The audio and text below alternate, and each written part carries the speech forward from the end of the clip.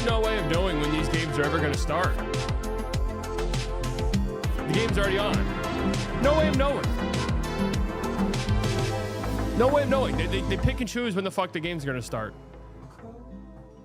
10 minutes, 15 minutes, 20 minutes, on time, 2 minutes late. You literally never know when a fucking NBA game's going to start. Silver!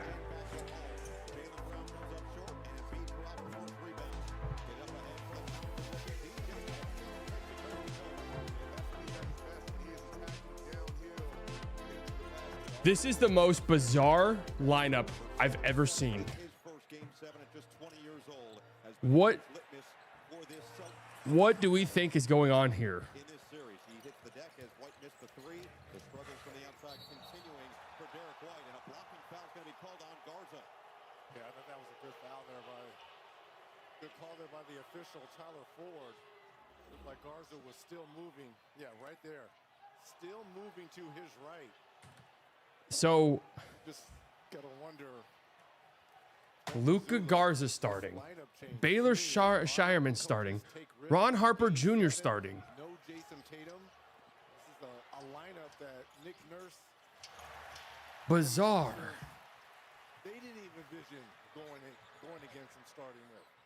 Part of what Missoula wanted was to change the vibe, change the feel, and change. Garza wide open three. 76ers. Garza off the mark on the open three. And you see right from the start, the Celtics' first 3 possessions have been 3 threes. They know what they have to do to take control and try to take advantage of the situation. Paul George attacks. Oh my God. PG getting upstairs on his 36th birthday. 6-0 start. Recovering now defensively as Brown goes to work. And nobody was home. Out of bounds. Oh man, this looks horrible. That surprise. What is going on, man? And look out on the bench there. A technical foul's been called against the Celtics bench. Delay of game. It is a delay. That's demonstrative in the way that it was. My called. God, man. Just a warning, so the next one will be a full technical. Want to start here? If you're Nick Nurse. 6-0 start. 7 on the road. 6-0 run here to start this game. Back down Embiid, outside Edgecombe, George. Oh Jesus. Bad turnover there. Jaylen Brown smokes a fucking layup. This guy stinks, man. He really does. But then a horrible pass by VJ. This guy genuinely fucking stinks, man. He wants a transition take foul. And Jamal, how about the play there by Ron Harper Jr.? Yeah, crazy steal by Ron Harper. Start here in game 7. Talk about giving up your body. Nice. If you guys haven't liked the stream yet, make sure you do so. Helps out tremendously. It's gonna feel really weird only streaming one game. Wow, that's beautiful. Those are the plays you have to make when it's a game 7. You can leave no stone unturned. Oh my God, dude, Jaylen Brown sucks. Sucks. You know what? Shame on anyone who tried to guilt trip us. Shame on anyone who tried to guilt trip us into thinking he should have been. Tyrese Maxey averaging 26.3 points per game in this series on 44% from the floor. Why is this? In his third game 7. Bounces right from, and he sticks the tray. Wow, 9-0. This game feels done. This game already feels over. What is the line of thinking on this lineup?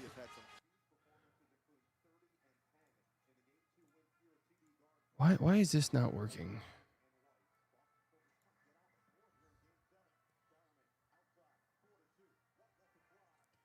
There you go, DY.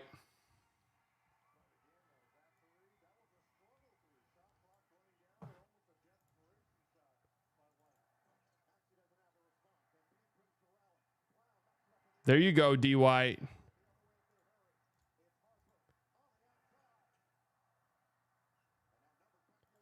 Oh.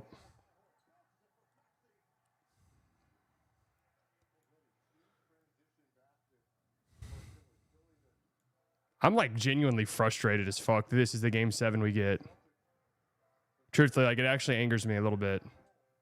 I gotta watch Jaylen. Dude, Jaylen Brown reeks of absolute shit. He's so terrible. He's genuinely terribly bad.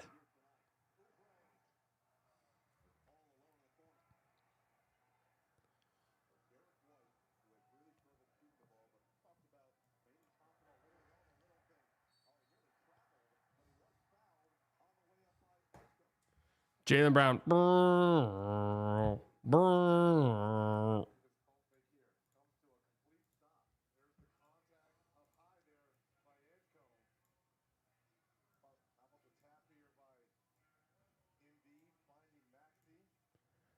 Starting Ron Harper is crazy. I almost said Derek Harper. Shout out to D Hart, man.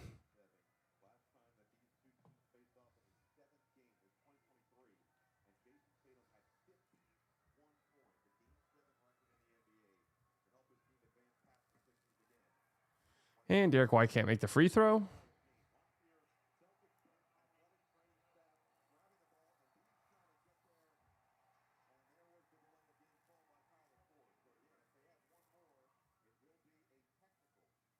What the fuck happened on the bench right there?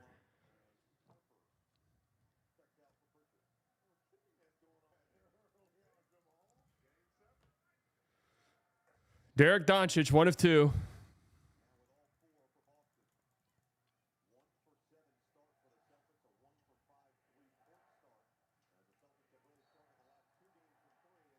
Baylor Shireman draws an offensive foul.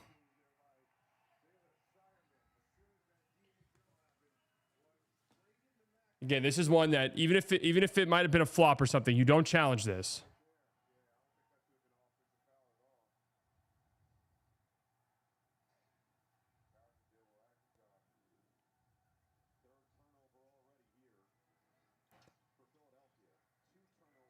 Another turnover. Good God.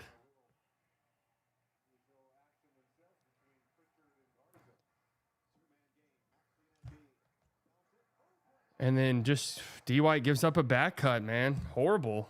They're getting fucking rocked, man. They're getting punched in the mouth. It's embarrassing shit right here by the Celtics, dude. Fucking disgraceful stuff.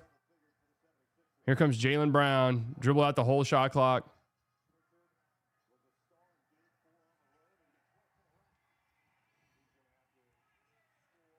Pritchard, it might have to be you, Bubba.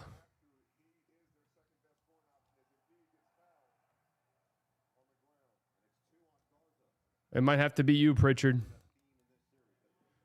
Maybe the idea of starting Garza is we know our centers are going to get in foul trouble immediately, so fuck it. We'll sacrifice Garza.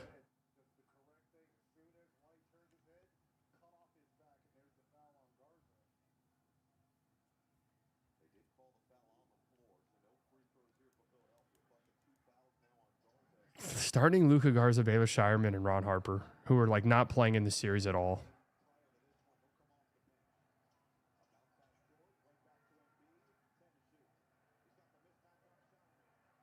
Double team on Embiid. Good double.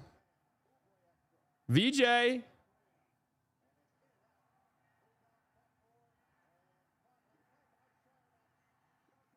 Wow, great hustle and effort. Great. I hated that camera angle. I hated that little drone camera angle.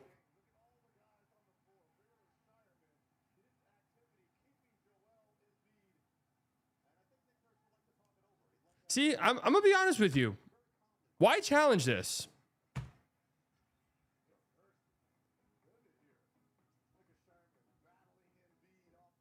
Why challenge this? We've seen this in several games this postseason where coaches big brain challenge something 6 minutes into a game.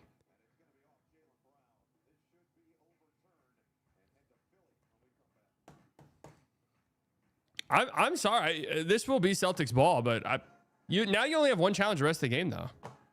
I think it's stupid. I think it makes no sense challenging this early on an out-of-bounds call. None at all. No. I don't care if it's obvious. Do not challenge it. We've seen, like 4 or 5 games already where teams have blown a challenge in the first half or not had challenges at the end of a quarter.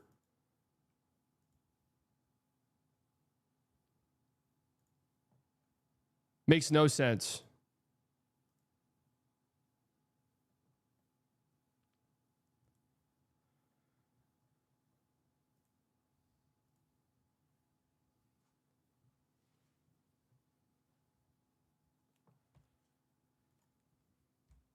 I mean, they get a second, but I still don't. I'd rather have 2 challenges going into halftime.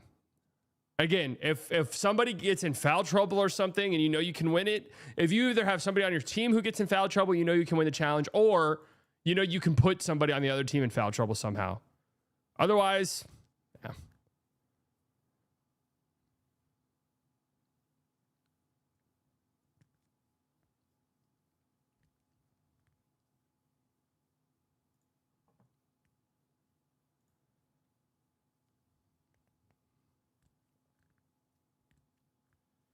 The ideal use of a challenge is to get your best players out of foul trouble. Exactly.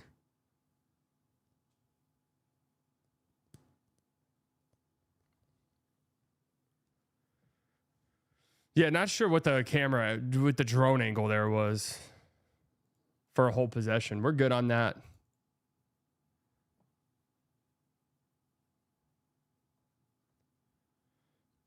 Shout out to Golden Tempo, though, winner of the Kentucky Derby. I picked him in the Haymaker Kentucky Derby draft.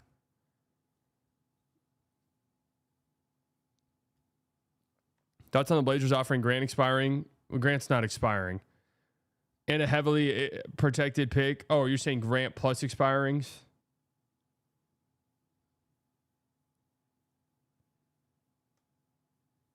I mean, I don't know. I'd have to see what the picks were. A heavily protected first. Yeah, I'm good. I'd rather not have Jeremy Grant's contract.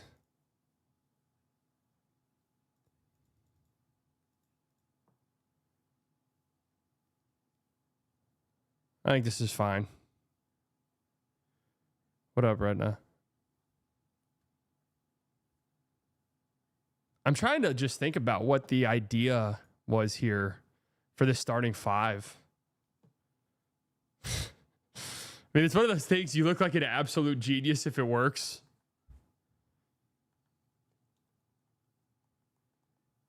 Maybe that's it.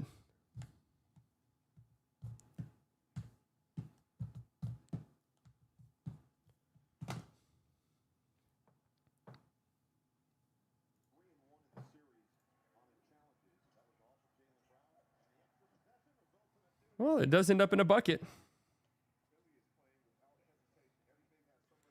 9-point game, man. Boston needs to get going now before this thing slips.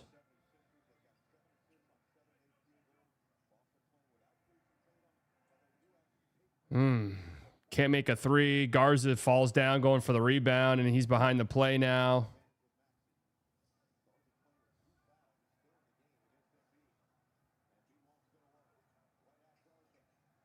Dude, that is the second time Derek White has completely fallen asleep on a back cut by Oubre.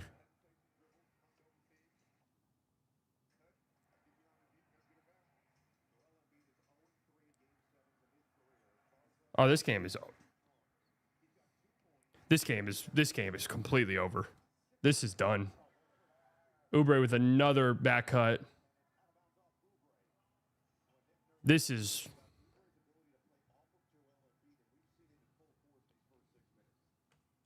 horrible.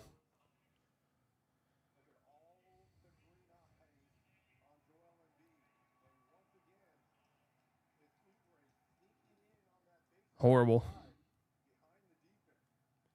Here comes Kada.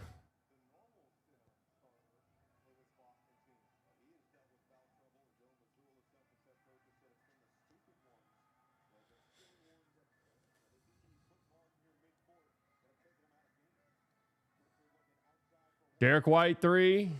Oh, Derek White's getting going. That's good to see.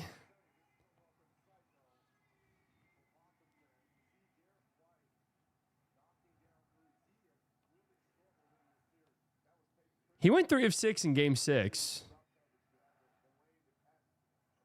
Embiid going.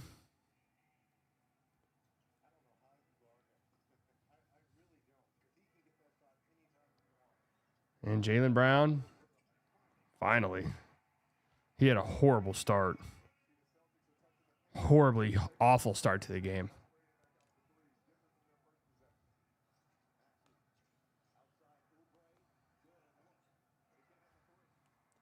Zula's so insane. I wouldn't be surprised if this works out for him. We get post-game quote all-timer. Well, the starting group did not work.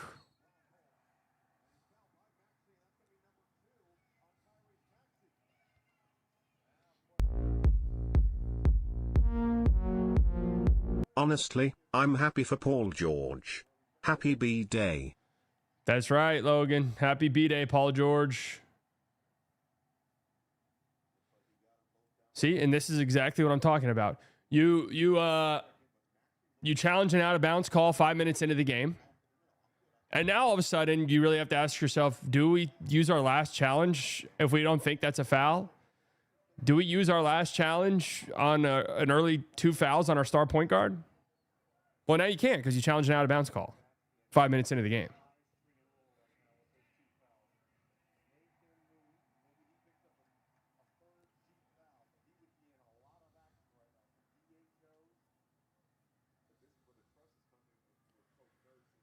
No, that one wasn't getting overturned.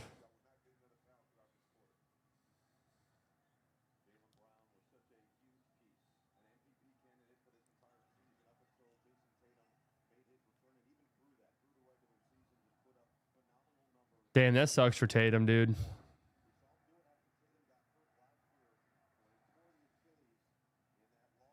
If I was in the crowd and I heard MVP chants for Jaylen Brown at the line, I'd look around and go, hey, no. Stop that. Maybe in the fourth quarter if he goes up. It's just, we're good on that.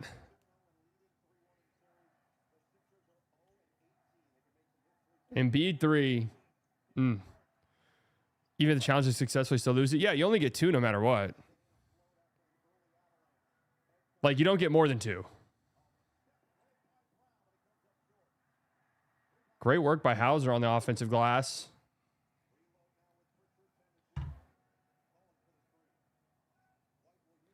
Tatum, another foul on Kada.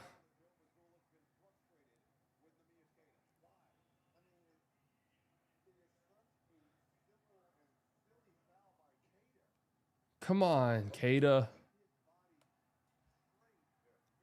Oh, good. Rangers already down 5-0.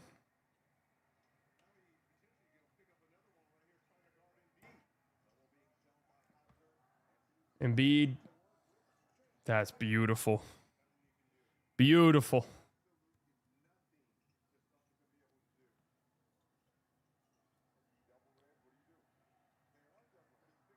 Oh, Lord. Celtics can't make shit. I mean, this shit feels over. The energy is horrible.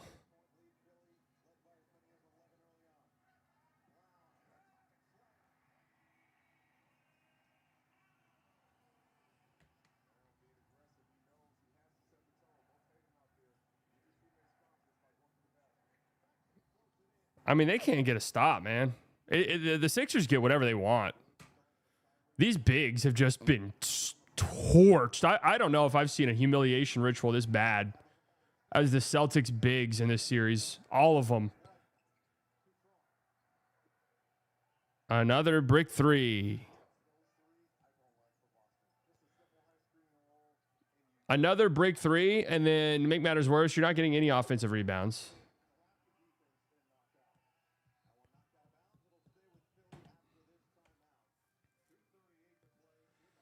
Horrible start for the Celtics, man. They look dead in the water. What a shame.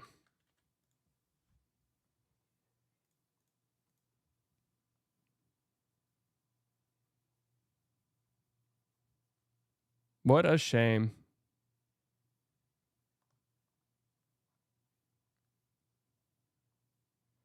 I mean, they're 10 minutes into the game. You're down 10 points.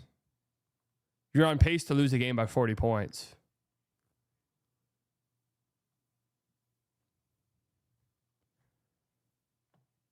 You like your whale edit?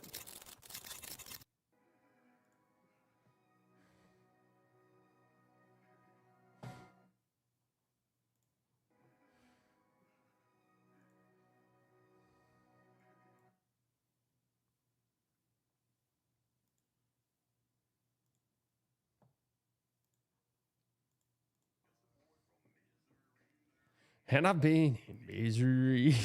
Met a girl in Tennessee. She's the only tit I see. Oh, wait, you guys didn't see that. You guys didn't hear that absolute gem. Misery. And I've been in misery. Your finals pick, by the way? Yeah, man. I picked the betting favorite to come out the East.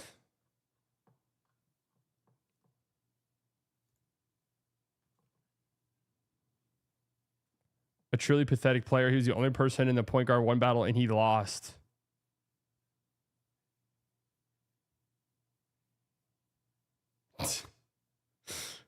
Why would this help you understand the Acuff mob? Isn't Reed Shepherd being horrible another sign against Acuff?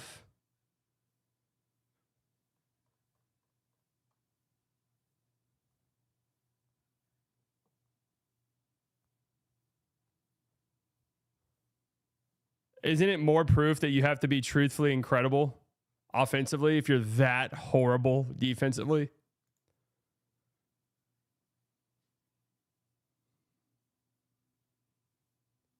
No, nerd Twitter can be a little bit brutal, but the ball don't stop guy, that side of Twitter is infinitely worse because they're just they're wrong all the time. They're genuinely never correct.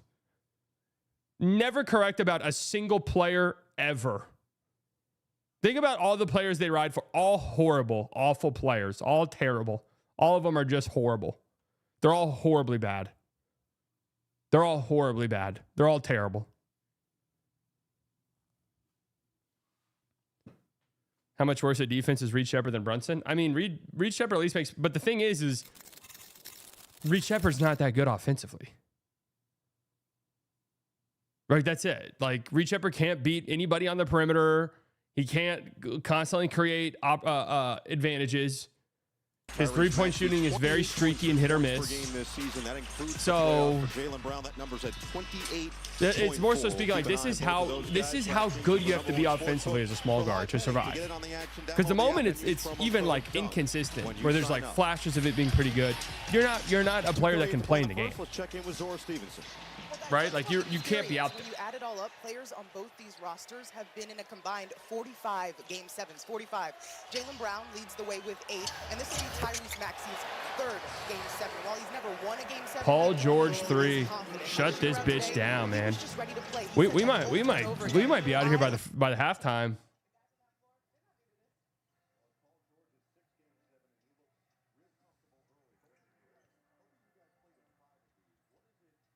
Walsh corner 3. Nope.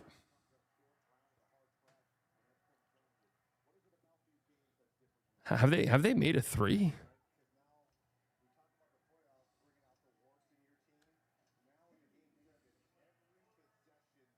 Embiid wide open free throw line jumper. Man, don't you just gotta live with one of the worst rim finishers in the league right there, VJ Edgecombe taking a contested layup? Why are you helping so far off of Embiid? Like, am I tripping? Why are you helping that far off?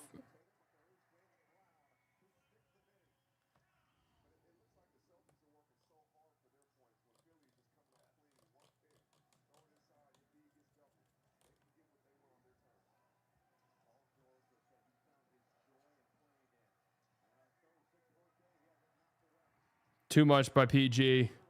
It is funny that Paul George was questionable with illness. Another brick house 3.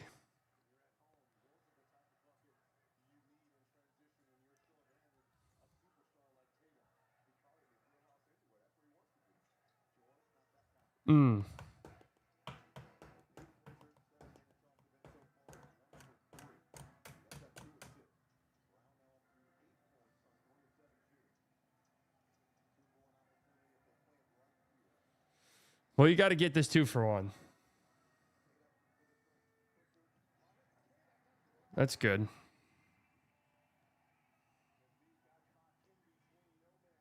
Got to get a stop now. Well, Sixers can go 2 for 1 if they go really quick. Looks like they won't.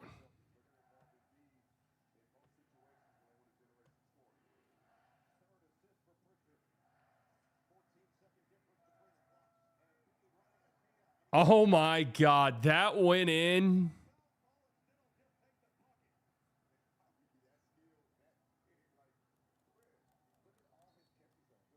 Unbelievable.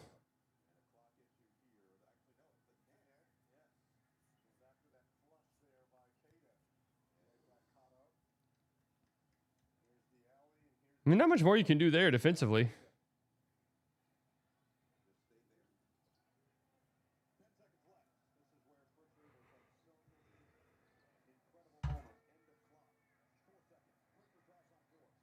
Oh, Pritchard. Oh, my God. What a disaster for the Celtics. I mean, what an unmitigated disaster that quarter was. Disastrous. Embiid's got 8 already. It feels like 80 or 10 points. I didn't update. 10 points, 4 rebounds, 5 assists already for Embiid. Jesus. 9 for VJ. Getting out and running in transition. The Celtics are 2 of 12 from 3. Good season, guys. See ya. Get out of here. Thank you for me picking you to win the conference. Thanks, guys. Go fuck yourselves. Jaylen Brown, you're horrible. You're genuinely terrible. 8 points, 3 of 7, no assists, 2 turnovers. You're genuinely terrible. Okay? Just want to make, you're genuinely awful.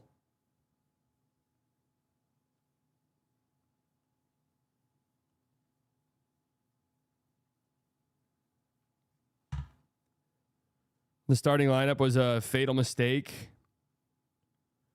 You are supposed to start the game with your best punch, which is your best three-point shooters. Terrible job by Missoula. Well, clearly he felt the need to shift something. I don't really know. I mean, I'm trying to think. I don't mind doing the Garza switch, maybe. Your bigs have been terrible. What is the Ron Harper instead of Hauser? What is that one about? Well, I mean, Derek White's 2 of 4 from 3. I mean, I don't know. He's 50% from 3. He's made their only 2 threes in the game. Let up a couple back cuts. That was his big problem.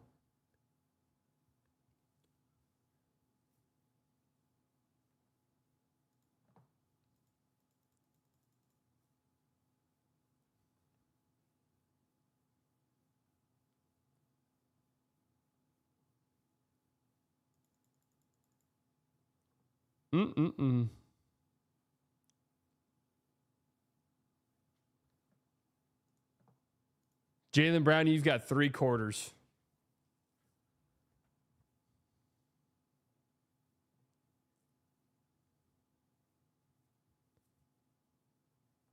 You've got 2 quarters, Jaylen Brown.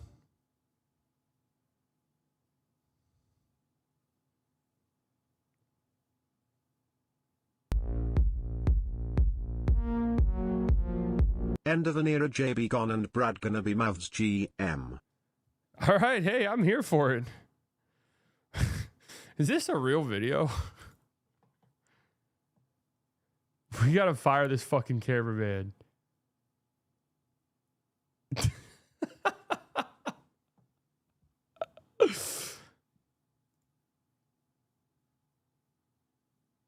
That's insane.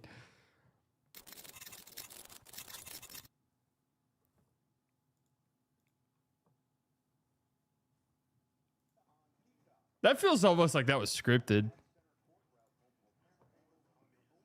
Oh no.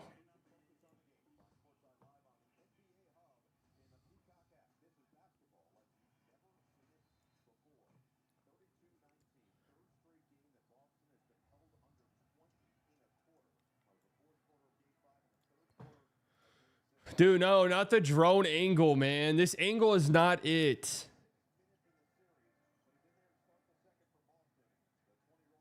This angle is not it, man.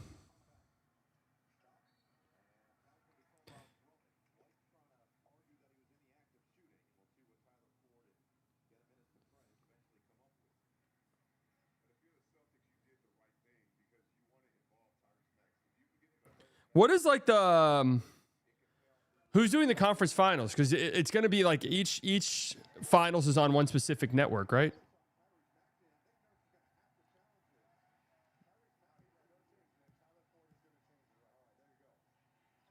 You guys see what almost happened right there? So originally, they said that the foul was going to be called on Maxey. It wasn't. It was on Drummond.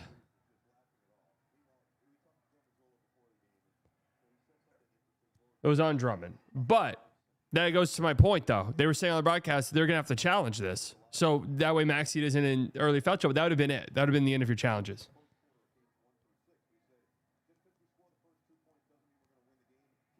Did you see that Little Caesars is delivering pizzas with drones in Wiley, Texas?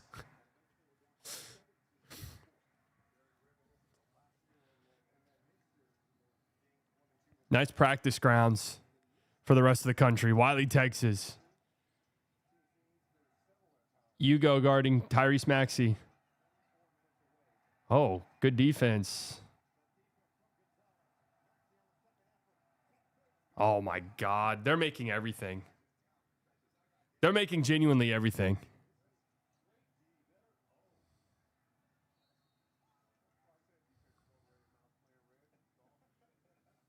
That's great defense.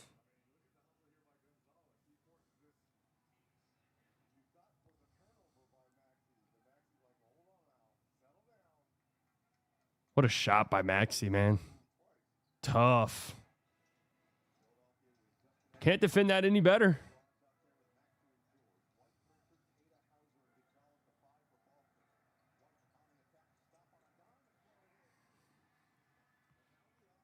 Well, Derek White is having to hard carry offensively.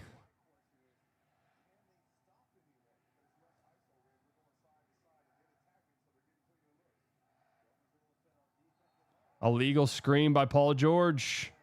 Hugo hyping up the crowds.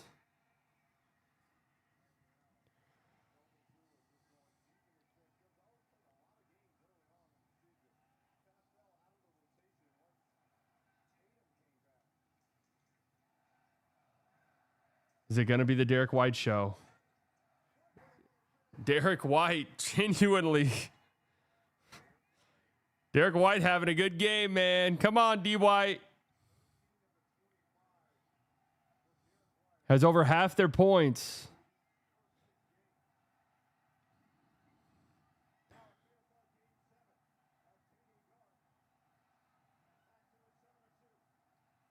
Great defense. Great defense right there. Great job by Hauser on.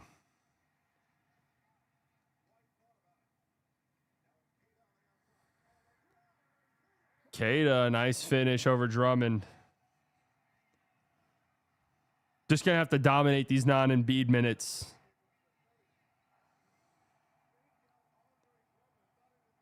I told you guys, it's a long game, man. It's a long game, man. Why has Hugo not played at all in this series? I don't really get it.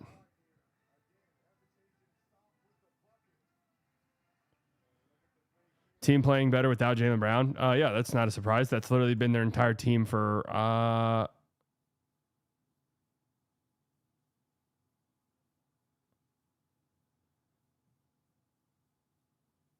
that's literally been the case like his entire career. Embiid needs to play the whole game, dude. Can you imagine? Strikeouts, batting. White Sox. When was Dunn there? Adam Dunn. I don't know what years he was there. All right, 2011. 2012 was the year. This year, outfielder. Doesn't James Wood strike out a ton? I'm just going to guess him. I know he strikes out all the time, but he's still really good. Or Pete Crow Armstrong. Doesn't he strike out a lot? Oh, okay. It is James Wood.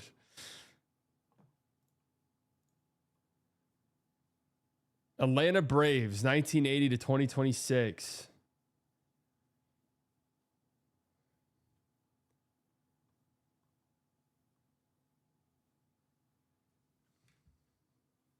Infielder, this year I'm going to go Murakami. 98th percentile. Nice. Right here, I'm going to go Miguel Sano. 2018. I feel like he gets hurt a lot. Fuck. Oh, right idea. Wrong year. Braves? I don't know. Trying to think, like, do they have any big time power hitters or all or nothing power guys? Does Matt Olson strike out a lot?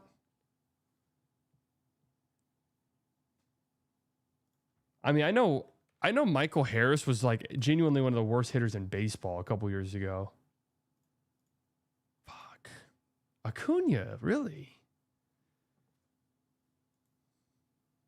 Not bad.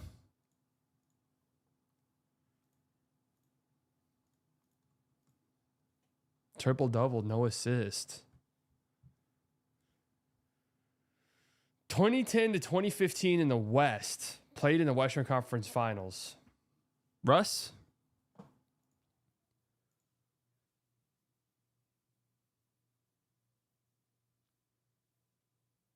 Was Russ getting triple doubles like that early in his career? I wonder if 2011 Jason Kidd is like a not half bad guess. Fuck. 15, 16? That wasn't even one of the years, dude. Am I wrong? Did that not say 20 to 2015? Am I tripping? It literally said to 2020 or 2015.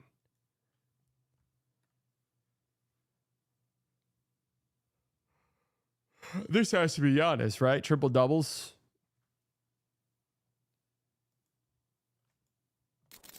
Russ didn't play for any of these teams, did he?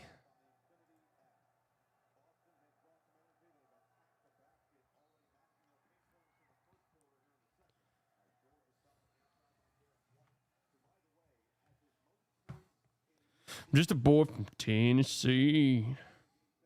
And I've been in Tennessee.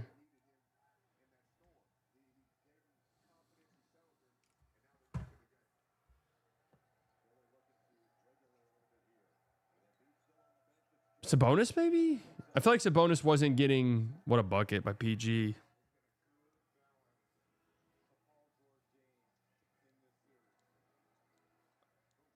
Was Sabonis getting triple doubles? Oh my God. Jake Berger bomb.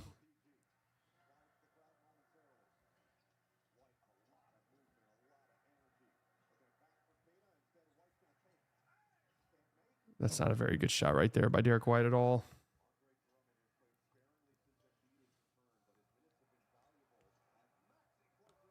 Great help by Keita there on that maxi floater.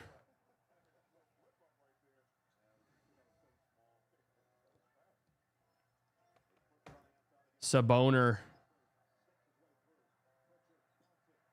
Good move. Great work by Pritchard. Good patience by Namus.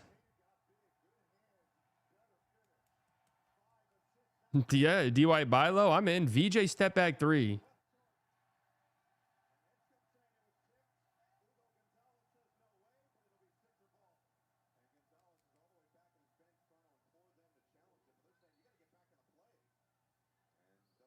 Nope, that was definitely not tipped.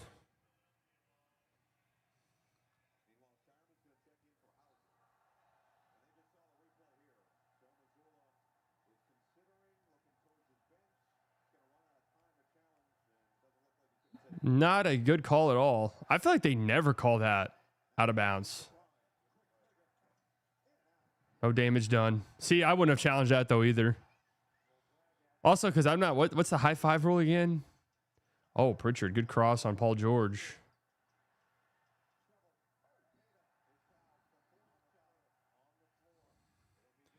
God, Drummond. So why is Bona just not out there? I mean, I'm trying to Drummond stinks, dude.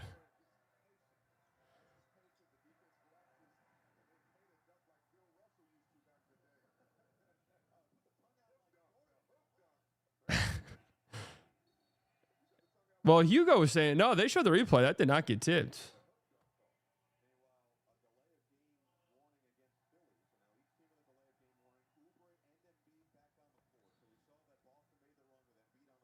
I mean, Drummond's hit a couple threes. I don't think he's been good. Neither Drummond nor Bona have been good at all.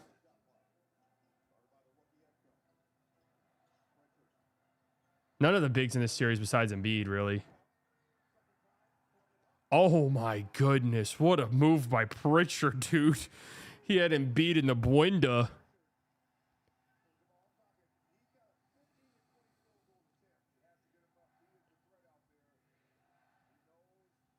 They've got Hugo on Embiid.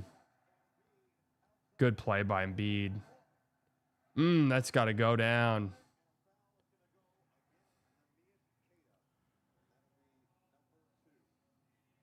That's not a dumb foul by Keita. That's just tough. Boxing out Embiid there.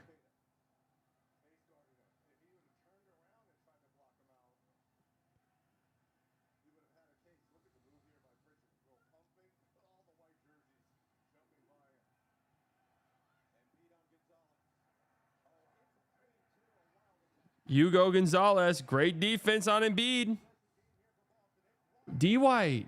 Oh, I told you guys, man, it's a long basketball game. I told you guys, man. Killer Joe Mazzulla.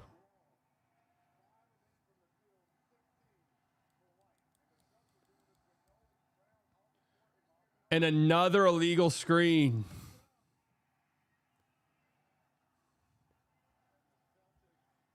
I said this game was over, but you guys weren't tracking what I was saying, man. I was saying this. I said the game's over. Like I'm saying, like we're not playing games anymore. And then the Celtics immediately sparked their comeback. I said the game's over. What I was saying is like the time for playing games is over. It's time to lock in and be serious. And 2 really dumb fouls in a row on Oubre.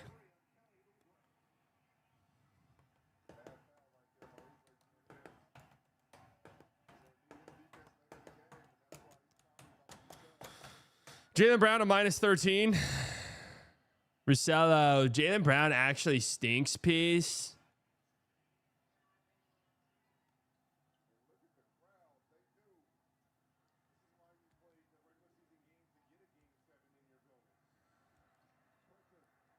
Pritchard for the lead. I told you guys, the time for playing games is over, right?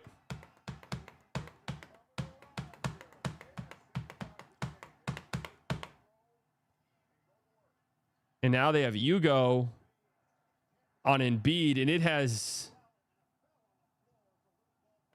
great crash by Grimes.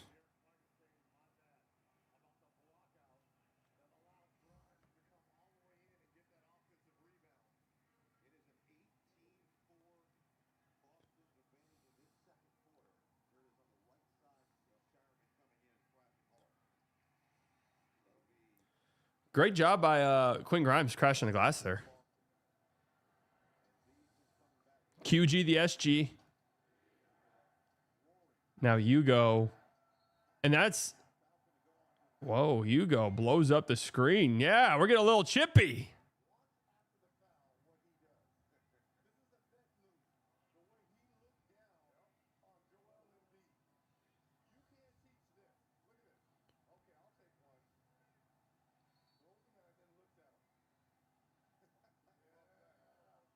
Yeah.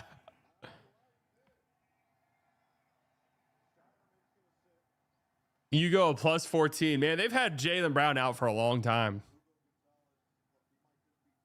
He's back in the game, though, guys. All right, here comes the Sixers run. Yeah, and immediately Quentin Grimes gets an easy dunk.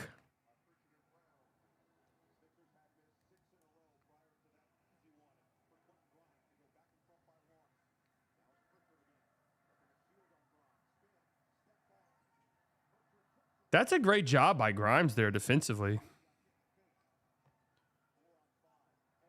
That's a wow, that is a crazy pull by VJ, man.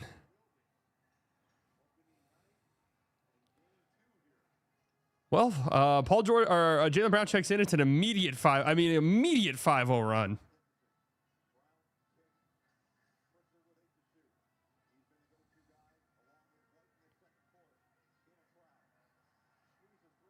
Jaylen Brown, end of shot clock. He's got, hey. Just put the ball in his hands with 1 second in the shot clock so the brain doesn't have to do anything.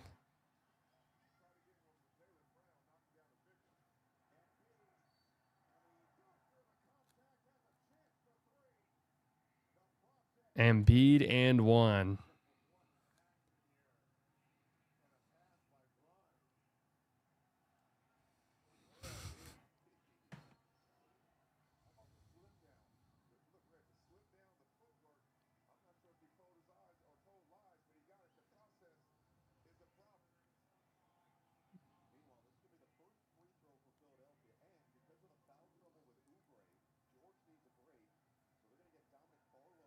First free throw of the game for Philly?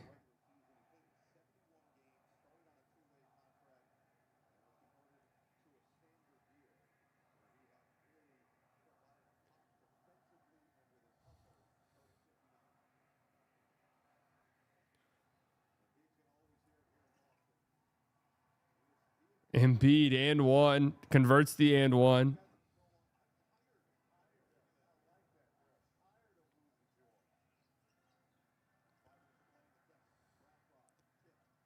Derek White. Good board by Pritch.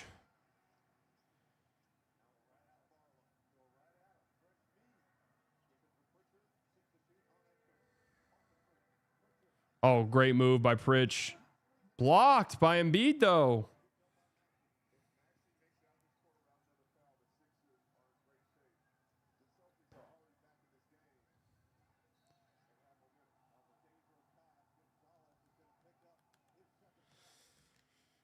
Embiid back to the free throw line.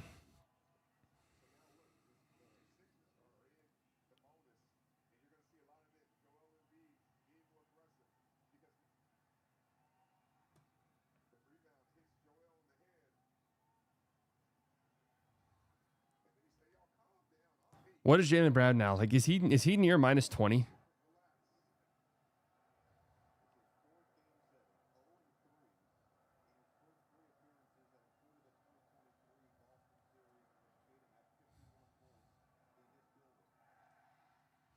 Minus 18.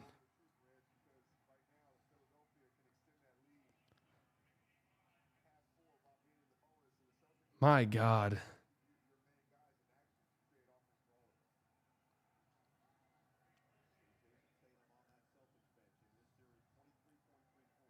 My God.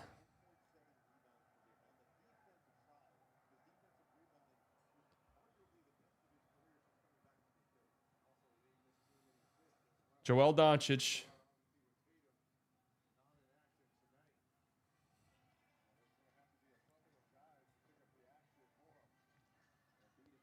All right, Paul George. All right, Jaylen Brown, it's time to take this game over, bro. It's time to leave your mark. Come on. Come on.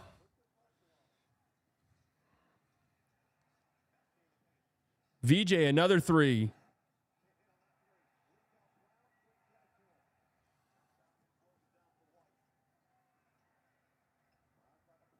Oh, Jaylen Brown.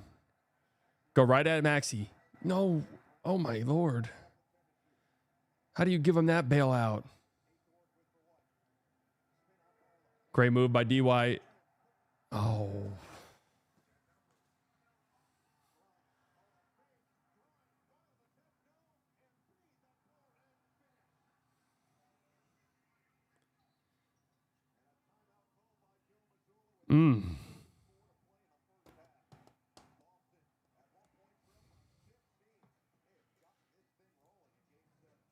Embiid's got 16. Jaylen Brown is a minus 19 in this game, which, yes, is hilarious.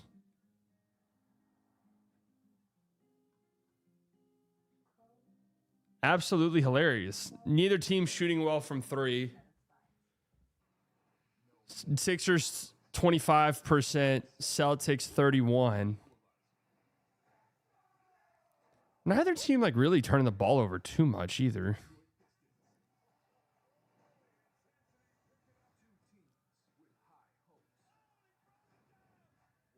Praying for a Celtics loss leading to an organizational reorganizing, which gets us Zula and Stevens on the Mavs. Yeah, that ain't happening. Why would they do that after what would be deemed a success here? Budget with low price. Triple doubles On the Bulls, I'm just trying to think. Bulls triple doubles. I mean, how many did MJ have? Like Giddey would probably be a better answer. Bucks, Giannis, Pacers. I mean, I'm thinking like Sabonis, but I don't even really think he was racking them up like that just yet. Cavs, you've got some LeBron, but again, different eras, and the stats weren't as insane. Pistons, I mean, Blake Griffin, that 2018 Blake Griffin year deserves a bit of a shout. Really think Giddey. This year or last year? Last year? It was LeBron by a lot. Horrible round by me. Horrible round. Well, this one's a Luka. I'll go Luka 2024. Oh, Harden, duh. Well, no, I still probably would have guessed Luka. 80 to 2026. So we have 3 different Russell Westbrook options here.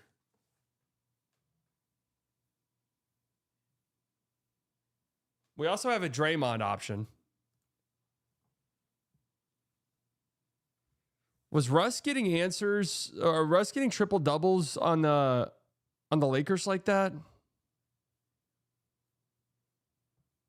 Also have Sabonis, yeah. I think Sabonis, the Beam Team Sabonis, which was 23. Oh, wrong year. Right idea, wrong year. Eastern Conference Finals.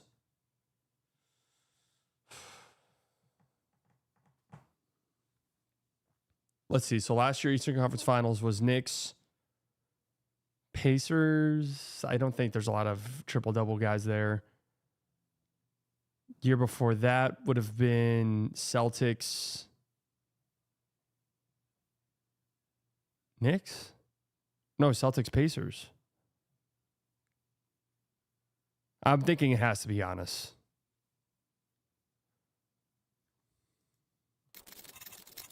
Just going to guess Giannis 21.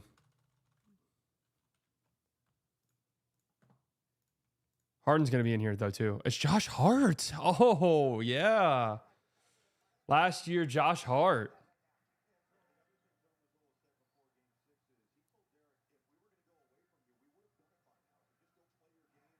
Derek White, another miss.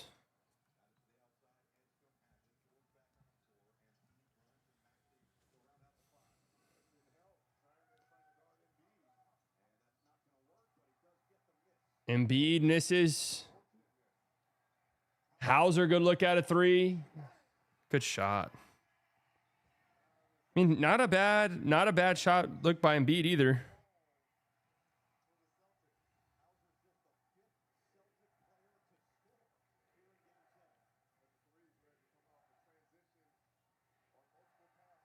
Oh, nearly a turnover. And then Derek White, what a block. Paul George, deep 3. That's going in. Yeah, you just knew it was. You literally knew that possession was dreadfully awful, but you just knew Paul George was going to bail out. You go. Great rebound by Baylor.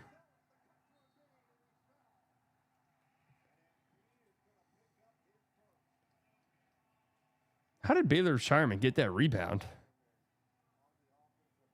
Paul George, baby. PG. What did Grimes think was going to happen there? Good job by VJ chasing that down.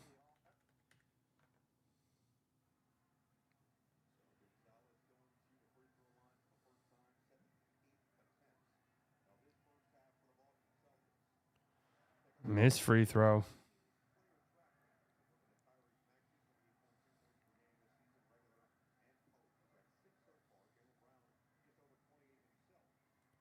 Crazy Jaylen Brown averaged 28 this year, man. Hugo O'Neal.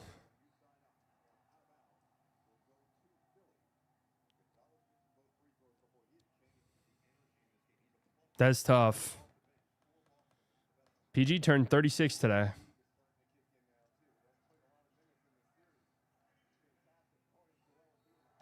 Yeah. Great job by D. White. Out of control by VJ.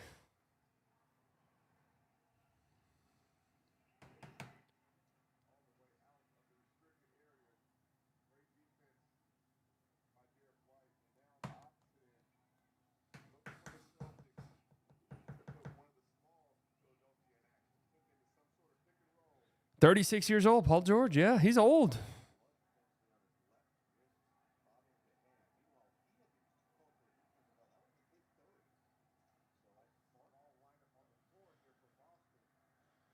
Yeah, they're going small.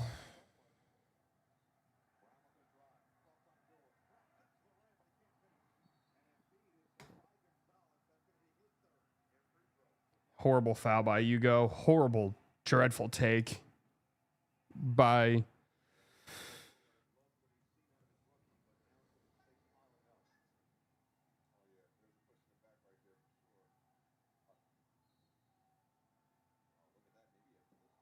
Oh, God damn, Derek White.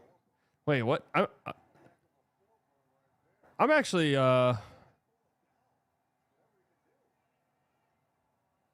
What was that foul call they just did?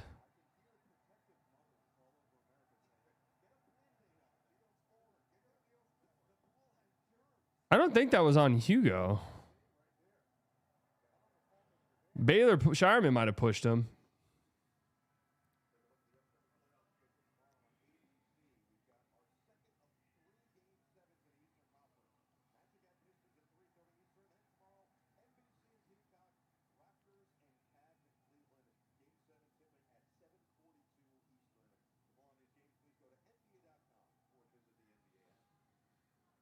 God, that looks gnarly, D. White.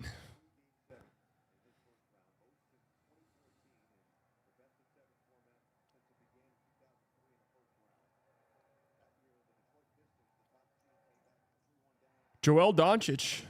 Need a good close to this half if you're the Celtics. Oh, what the hell? That was weird, dude. It looked like Cato was like falling. It literally looked like Cato was about to fall. He like fell into a wide open dunk. VJ. Oh my Lord.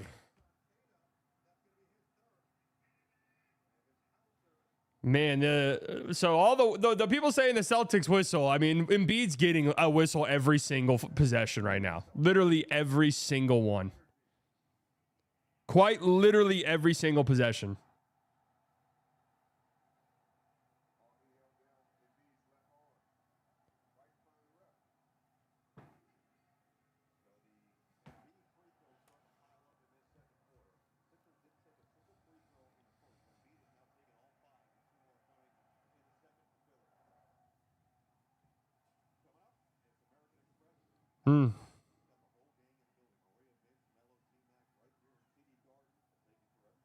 Who has a better whistle, Embiid or SGA? I mean, historically, it's been Embiid.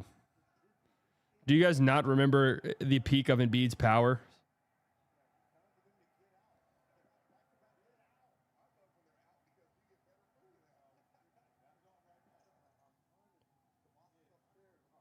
Joel Nowitzki. It is not SGA, bro. I'm sorry. You guys do not remember then. Huge shot by D. White.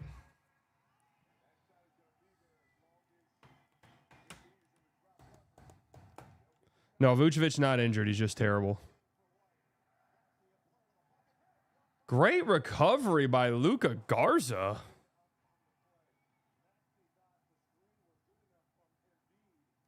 Oh, yeah. Well, James Harden, they had to change like rules for. That block was Garza.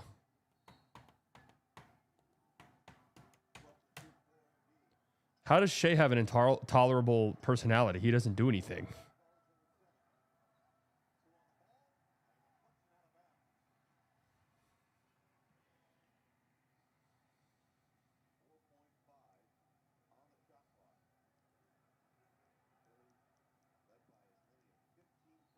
How does SGA have an annoying personality? Like, I don't understand. He doesn't do anything.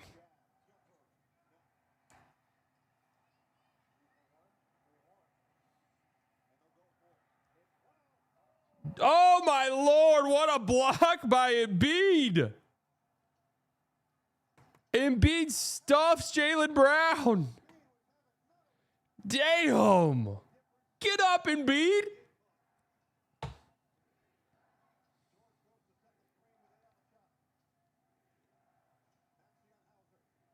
Oh, good move. Tough.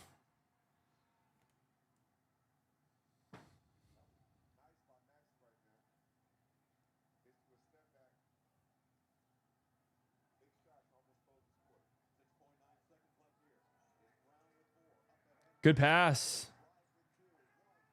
Yeah. 5-point game. Jaylen Brown's horribly bad. So I don't know what you do with this if you're the Celtics. You're like genuinely much better right now without Jaylen Brown. So I don't know what you do because you're not going to play him. Like you have to play him, obviously. But I don't know what you do because your team just flows horribly with him on the floor. It just does. Minus 19 at halftime in a 5-point game. But I mean, you have to play him though. He just has to play better.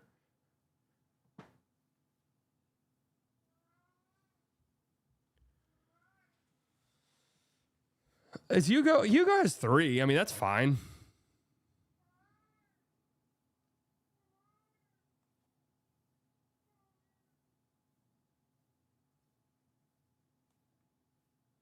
At some point, you are who you are.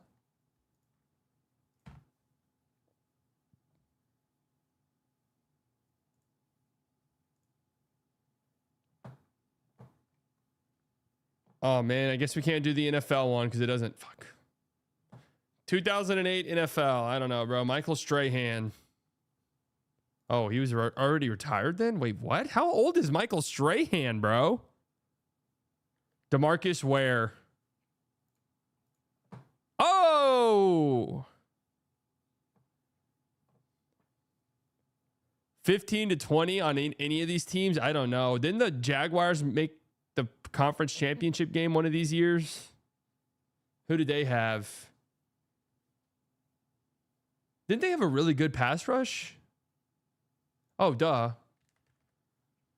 JT Watt or JJ Watt. He gets hurt a lot, though. Okay. Falcons, Saints, Panthers, Bucks, 2010 to 2015. Warren Sapp.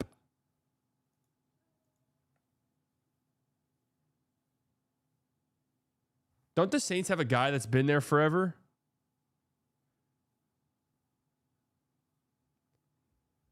What's his name? Oh, Julius Peppers. Nice. Yeah. Yeah, he fucked up the Cowboys a couple times. 2016, Julius Peppers.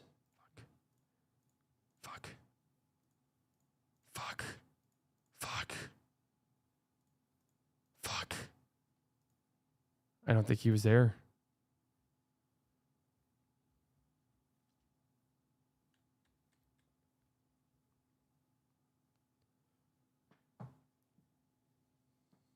Trying to think. I don't know, dude. I don't know. Is Warren Sapp still in the Cam Jordan? That's who I'm thinking of, and that's who I'm gonna put.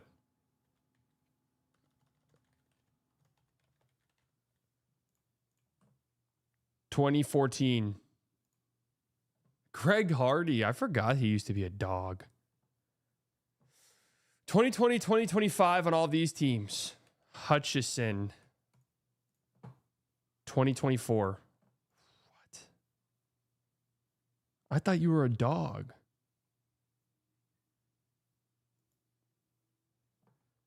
(2003)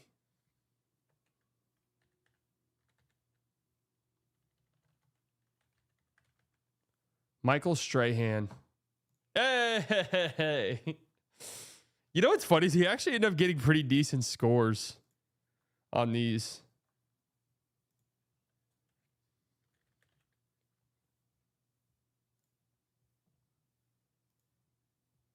What's the all-time record? Didn't Myles Garrett just break it? Roll. Robin. Fuck. Oh, whoa.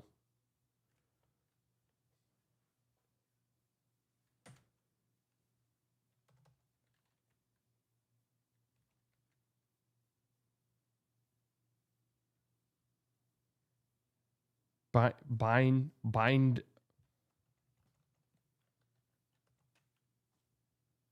Bring. Thanks, chat.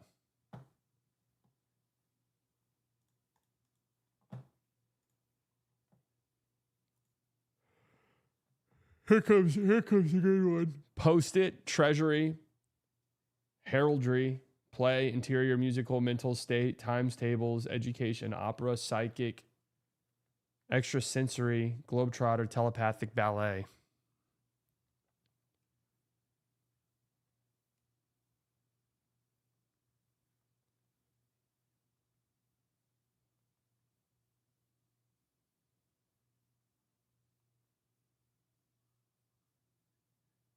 Man, you know what, chat? It's a game 7.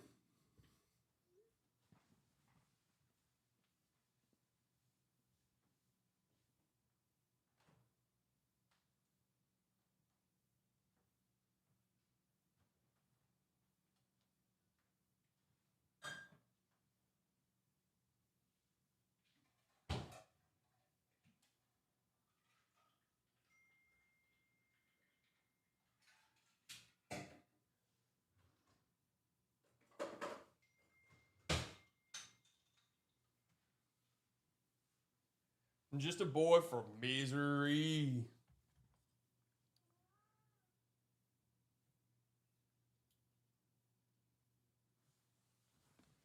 So let's enjoy a little beer.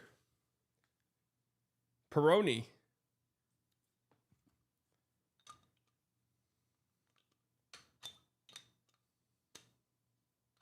What the fuck?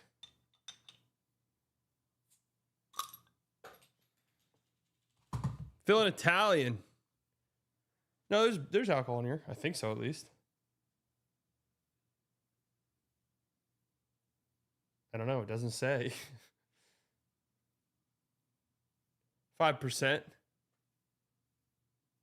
146 cows in this bitch?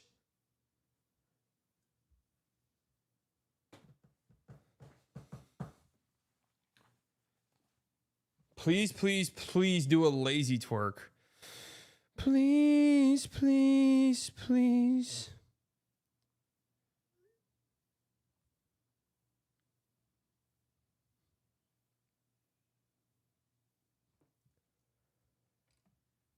I've been good this week, and I didn't eat anything today until 6 p.m.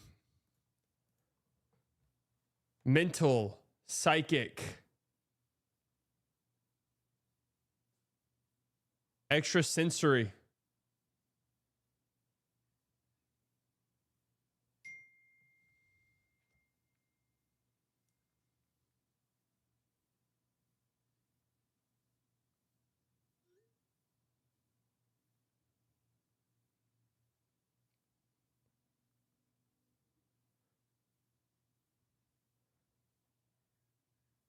Yeah, I know.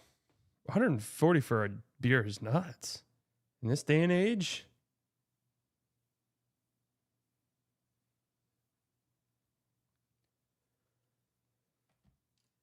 Globetrotter. Opera, ballet, play, musical.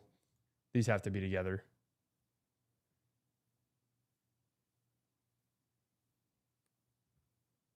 Interior.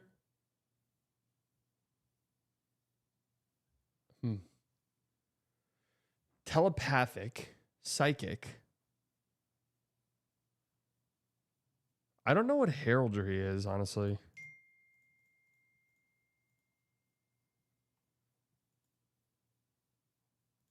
Mental?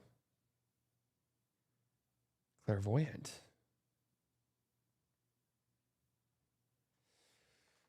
Times table. Times tables, post it.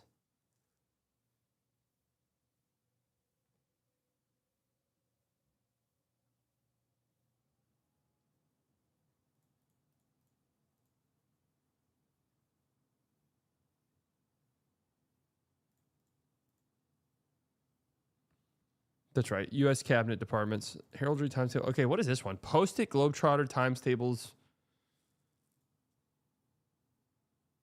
Starting with newspaper names. Oh, there's always one dumb one. There's always one dumb one. Globe, the Herald, the Post, the Times. Yeah.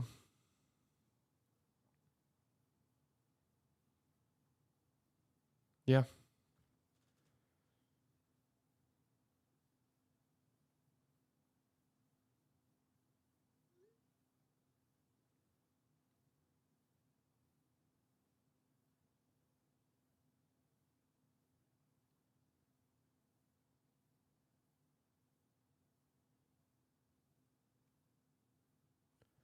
In Joe Mazzulla era, the Celtics are 28-6 and shooting 36% or more. They are currently shooting at just over 36. Philly might be cooked.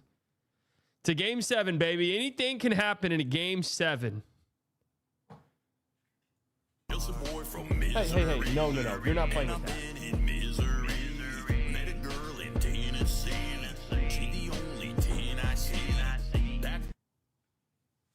Christ almighty, Finn.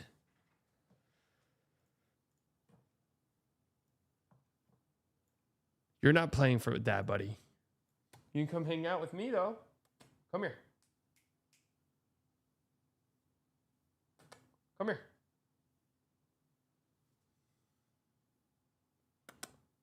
Finn, what is your game? What are you doing? What is your deal?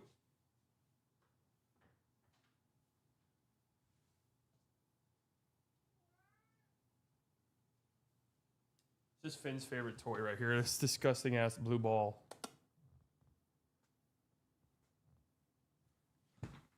Finn.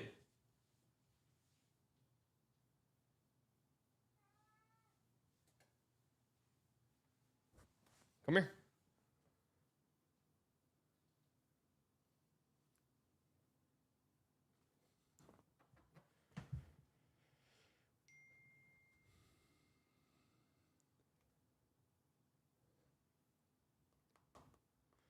Blazers linked to Giannis. Yeah, the Anthony Davis Blazers one. Jesus Christ, bro. All right. We get it. What are these tattoos, dude? Christ.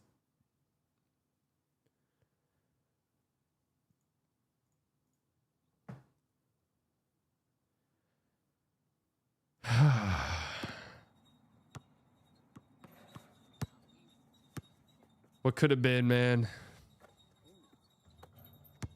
What could have been?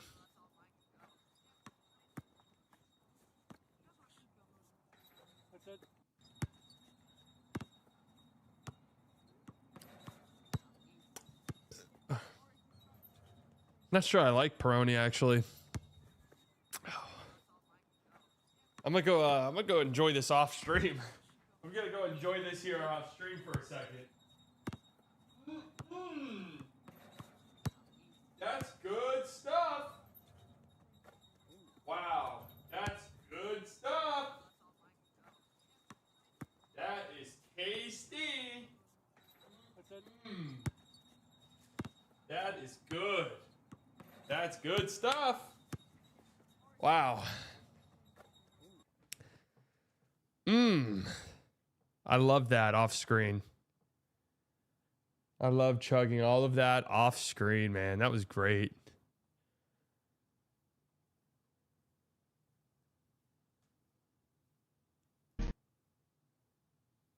Boy from Missouri, and I've been in Missouri. Met a girl in Tennessee. She the only Tennessee. That girl, she the one for me.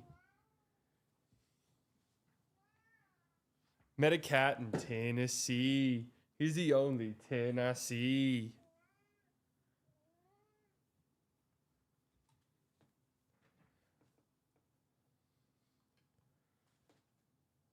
JB's trade value? I mean, probably really good, right?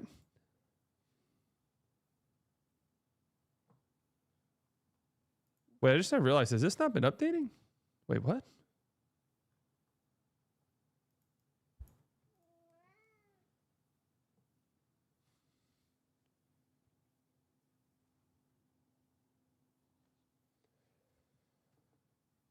Golden tempo, man. Let's go.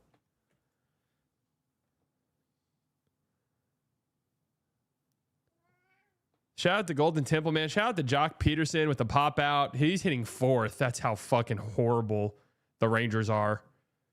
Jock Peterson's hitting 4th.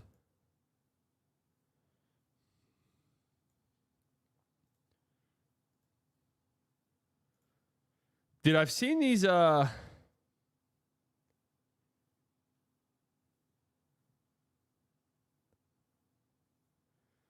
I've seen these like college. Have you guys seen these on Twitter? These college football like AI things.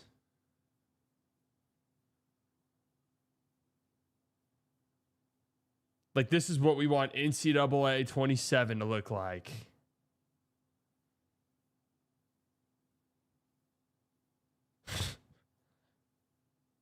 Why do people want... Let me see if I can find one.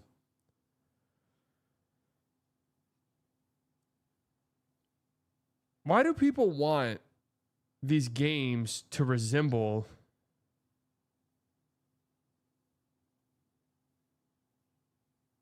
Why do people want these games to resemble the horrible slop garbage 2K My City thing?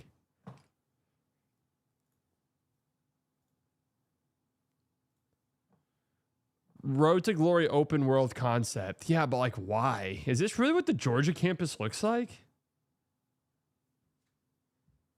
That's one of the like, you know what's crazy?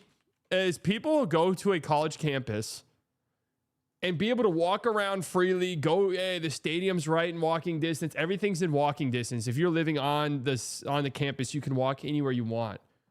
People will experience that, go, this is awesome and I love it, and then leave and immediately go, I hate walkable cities. We should all live in disgusting, horrible, god-awful, gaudy suburban towns where you have to drive 20 minutes to everything.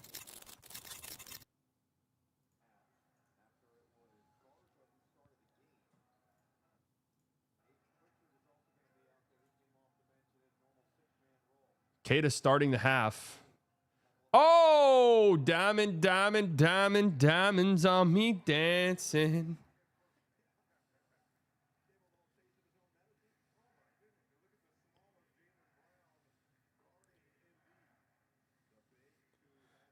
Interesting.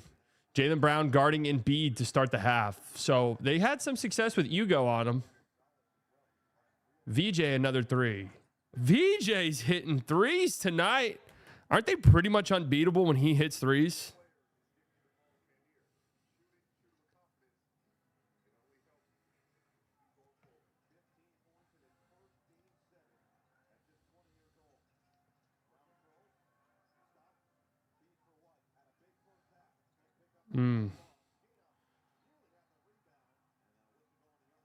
Wait, what?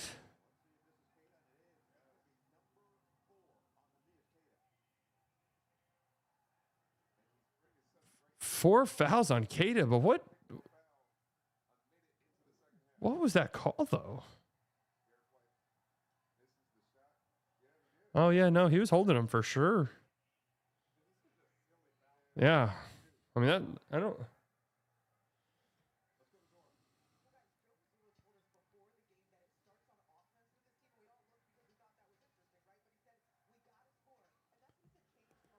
Maxey a bomb. 9-point game. JB is now up to a minus 20 plus.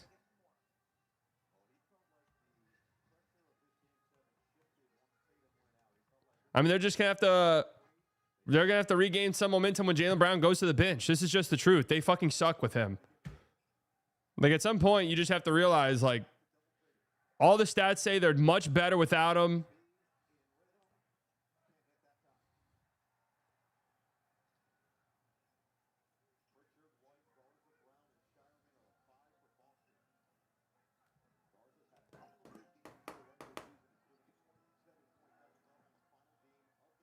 Another missed three by Derek White. Offensive rebound, Derek White gets it back. Another missed three.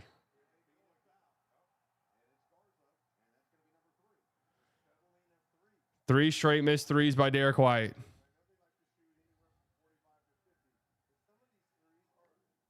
Plus minus isn't an exact stat, nerd.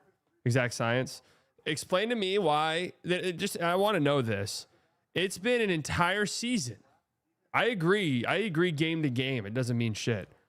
An entire season tells us that the team is much better without you. And what am I watching with my eyes right now? They're getting fucking smoked when he's on the floor.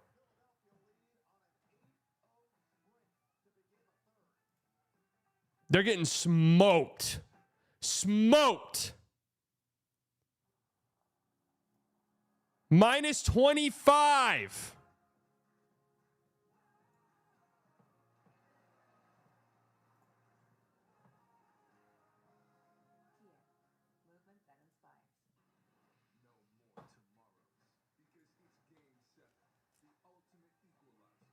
God damn.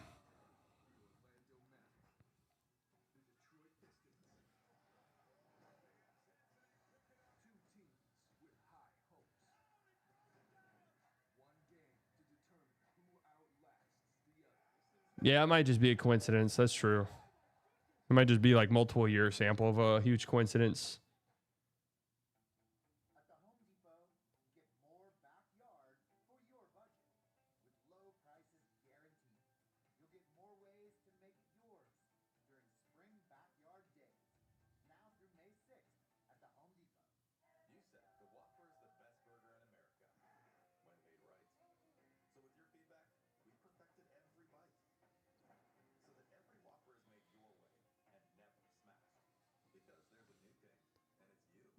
I mean, what would the Mavs be giving up for Jaylen Brown?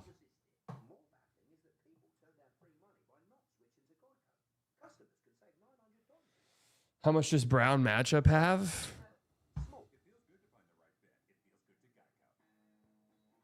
I know he's a minus 25 in the game. So what that means, guys, what that means is when Jaylen Brown's been on the floor in this game, they've been outscored by 25 total points, which is a gigantic margin. Almost impossible to believe, right? He was a minus 19 in the game at halftime and they were down by 5 points, right? So that to me signifies that you're not playing a good game. And honestly, right? So let's just go and look, guys. We can just go and look at this stuff because it's kind of crazy to believe this. It's kind of crazy to believe this. This year, this guy's going to be a top 5 MVP finalist. Right? Top five MVP finalist. But like kind of bizarrely, this year when he's been on the floor, and fuck, let's just pad all this shit for as much as possible. Let's do the biggest luck adjustment shit that you could possibly do on this site. So when Jaylen Brown's been on the floor for 2,200 minutes this year, they're at plus 5. That's really good. That's good. That's a good number. When he's off the floor, they're at plus 12. That's over thousands of minutes.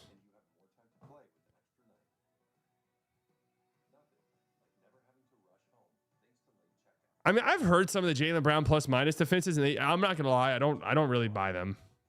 I just don't. They don't really make sense to me.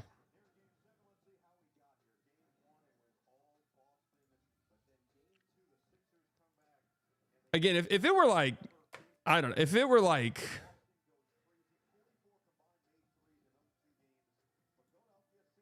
there's definitely instances where it does make sense.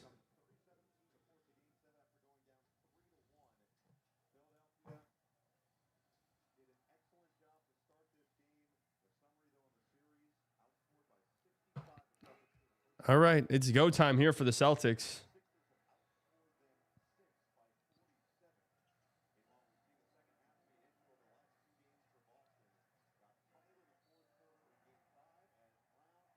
He gets an and one right away.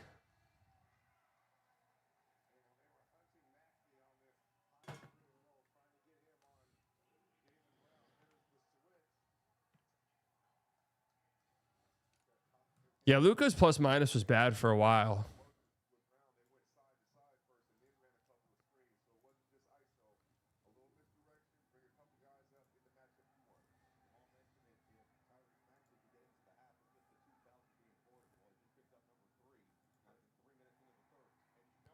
It's okay. They're talking about the foul. Is 3 fouls with 9 minutes left in the third that big of a deal?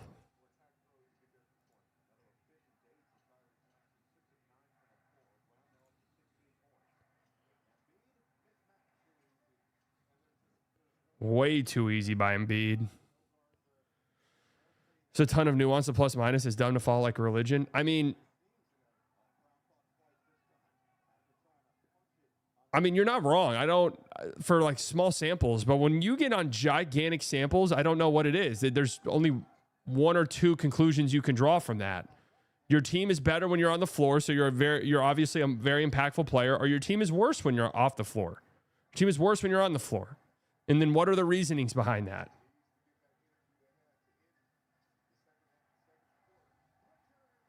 And if you're a player who gets lumped into like certain high level discussions,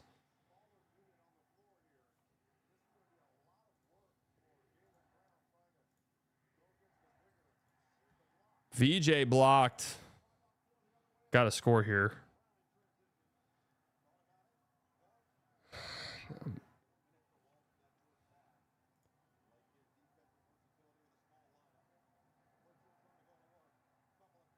Oh man, Pritchard.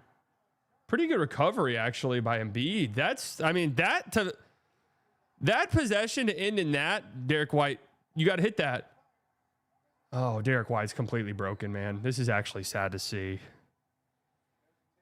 Derek White is completely broken.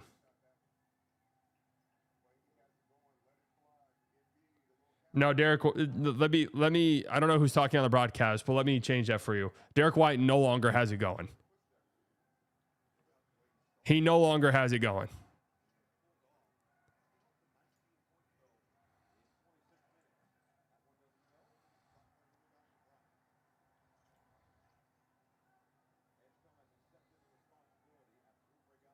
Baylor Shireman, that's, God, what in the fuck?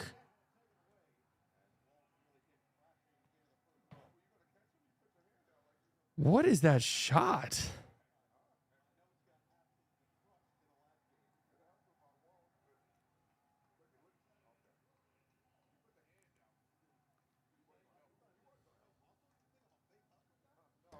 If the Celtics lose tonight, is it worse than the Nuggets losing in 6? I mean, losing a 3-1 series lead in a series that you entered it even before you took a 3-1 lead. You entered the series a ginormous favorite is pretty bad. I still think the Nuggets won overall is worse though.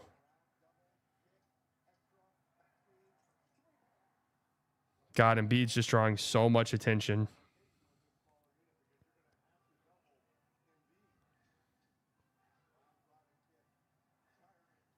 Holy Lord, the Celtics cannot hit anything.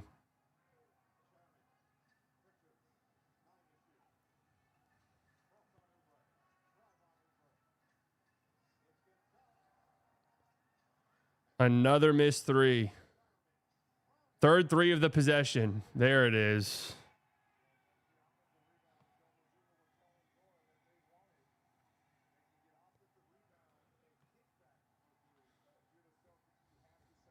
I don't know. So Hugo did a good job on Embiid. I'm not sure why they went away from that.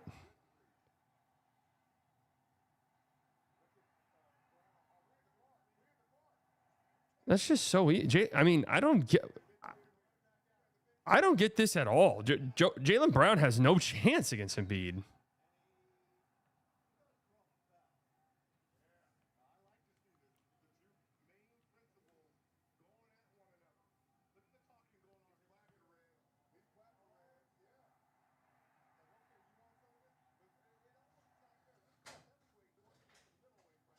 Yeah, look at him beat. Let them know.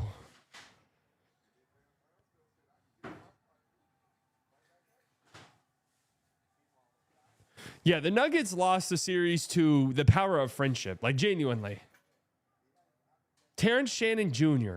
Like, okay, that would be the equivalent of the Celtics losing this series to like Dominique Barlow.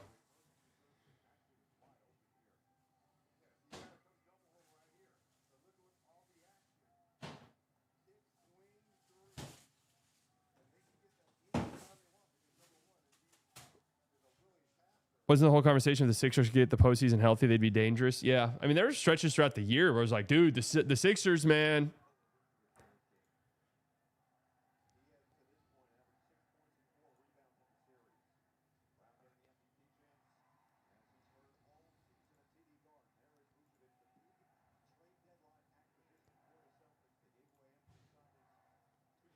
Defense.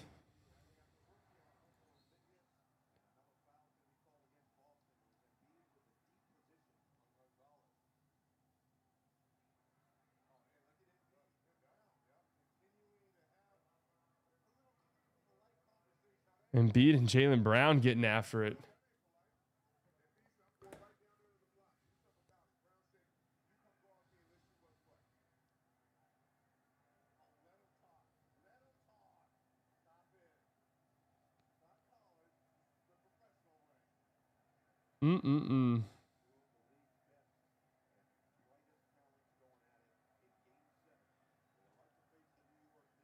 Let him know. Let him know, Joel.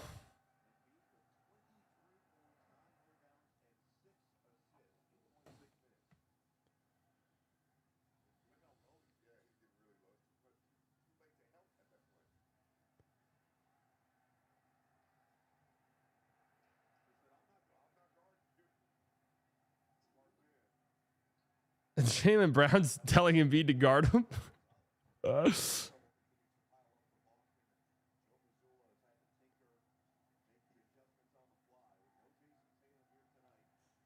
Yeesh.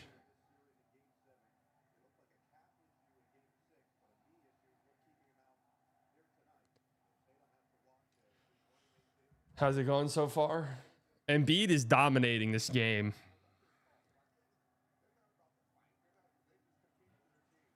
Joel Nowitzki. 9-point lead for the Sixers.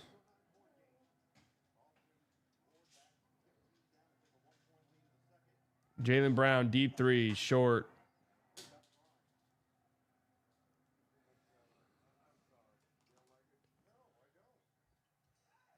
And then Maxey just walks to the paint. No, but Embiid gets an easy rebound. I mean, Sixers can't hit. Our Celtics can't hit anything from three right now. They're just bombing deep threes, and the Sixers are just 2 feet in the paint. Let Embiid do whatever they want. This game feels over. I just don't like. They're gonna have to dominate the non-Embiid minutes. The Celtics are. Dude, Jaylen Brown sucks. He like genuinely sucks.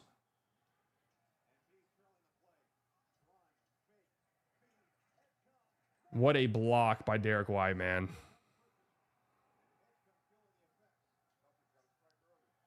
Got to have that.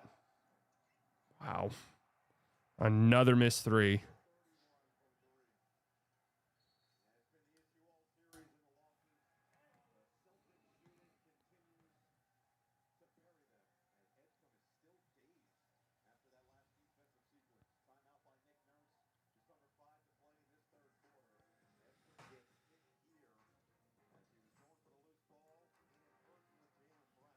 Celtics can't make a thing.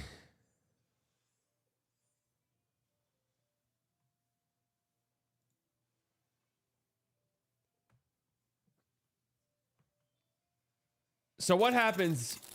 What happens when Jaylen Brown gets some rest? What happens? Jaylen Brown gets some rest. Let's say the Celtics go on another run.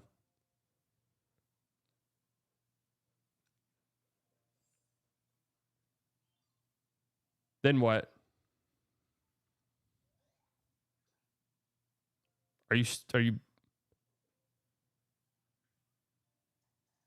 just rocking with it?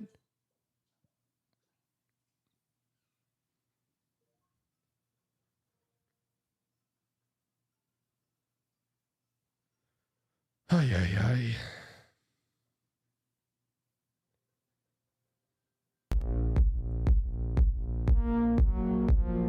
This small ball is a disaster. Well, they don't. I don't know. Truthfully, the Celtics are in a kind of an impossible position. Kind of an impossible position because their bigs are getting destroyed. Like their bigs are getting destroyed. In their best minutes in the first half, in relation to Embiid were when Hugo was guarding him. The problem is now is they're not making anything. They're now down to 29% from three. So they're not even like spacing the floor with this small ball group. Because they're not hitting shit.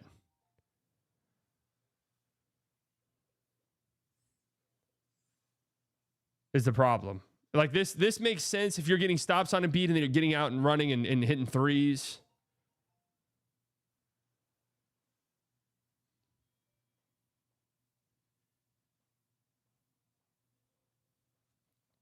Wow.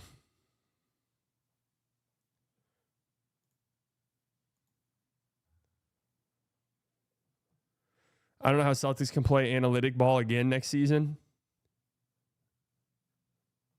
I mean, you just got to get Tatum healthy. You're the 2 seed and you've won a championship. I mean, this is just Tatum's not playing and Jaylen Brown is just not very good as like a number one player. Jaylen Brown is like genuinely one of the worst number one players in the league.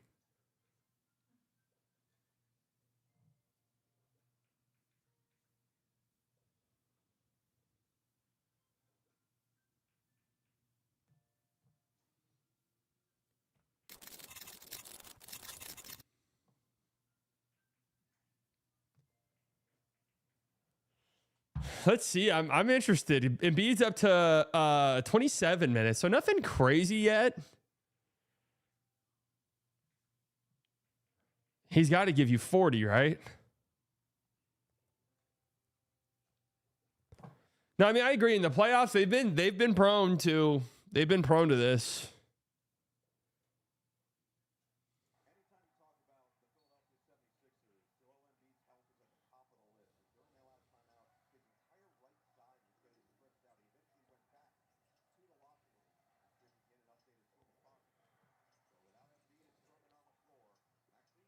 Great pass. Wow.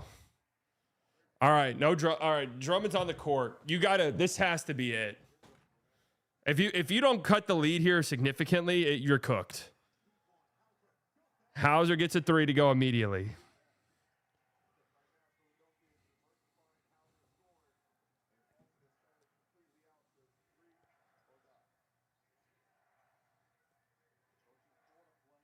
This has to be it. I'm guessing Embiid to locker room is so they can stretch out stuff the last 4 minutes of this quarter. That was a good job by Hauser.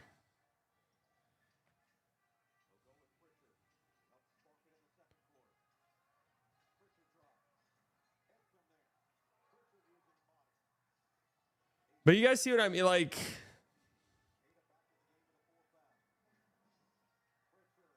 great job by VJ on Pritchard. Just bad possession by Pritchard there. No two ways around it. Dribble, dribble, dribble, dribble, dribble, dribble, dribble.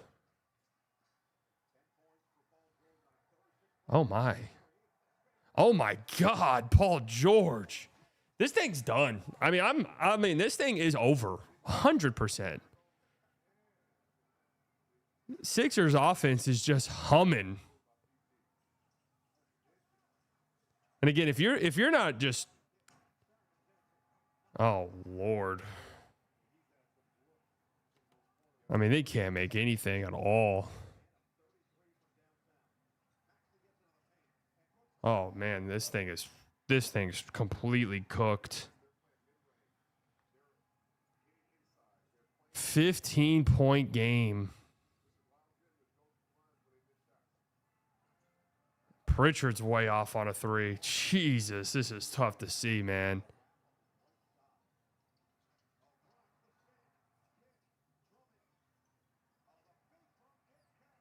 Oh my God. 18-point lead.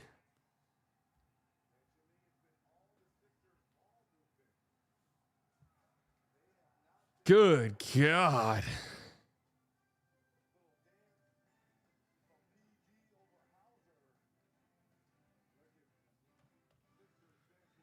I mean, the Celtics are getting their fucking pants pulled down. They're getting banked, dude. Jesus. What an embarrassment.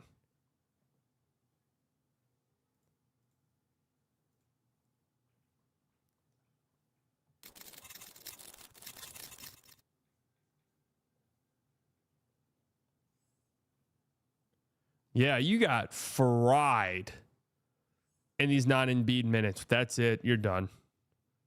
You're done. That was it. That was your chance right there.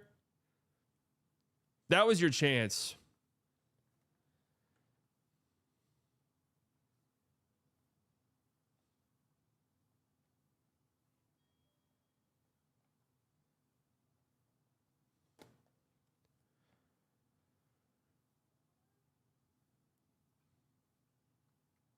You're done.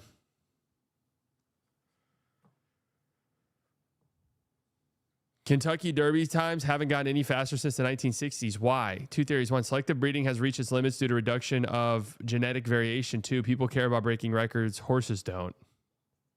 Huh.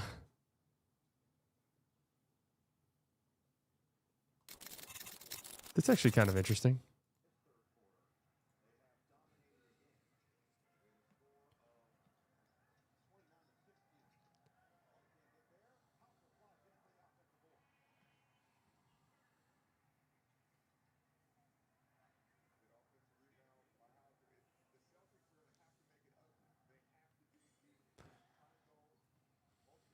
I mean, you still, no Embiid. You got to just close out these last 2 minutes on like a giant run.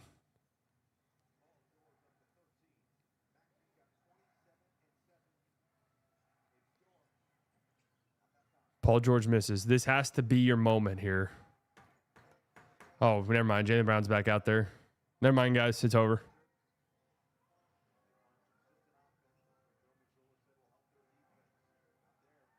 Derek White, another missed three.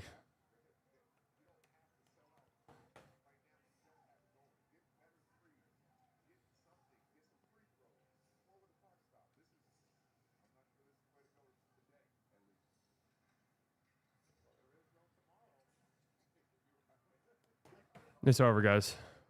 Didn't realize that Jaylen Brown was out there. It's a good move right there. There's still time to plus minus farm.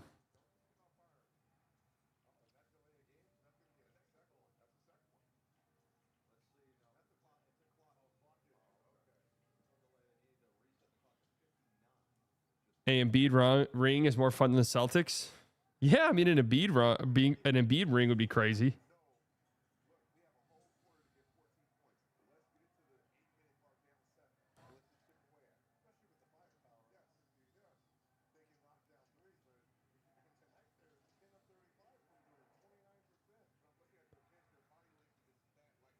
Didn't they choke a similar lead in 23 with Harden and Embiid? Yeah, James Harden ain't walking through that door. Oh my VJ.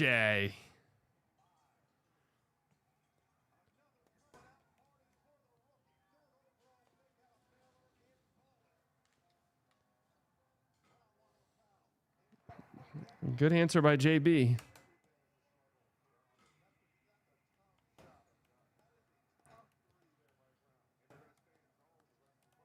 I mean, the Sixers beating the Knicks would be pretty shocking, but at this point, who knows?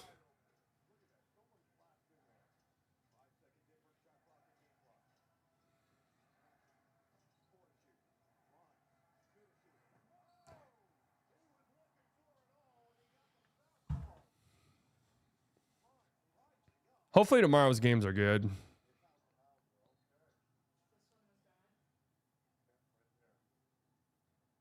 Right where?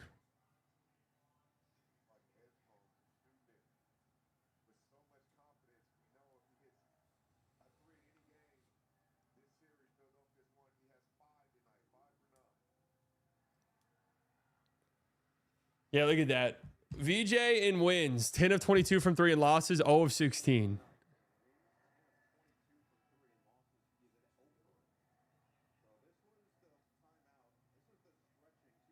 My God, look what they have to do to Embiid to get him ready, bro. They're stretching his entire body, not just one body part, his whole body.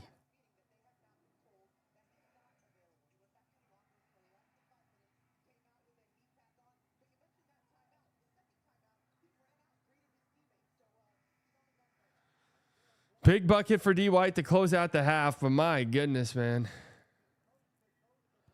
13-point game.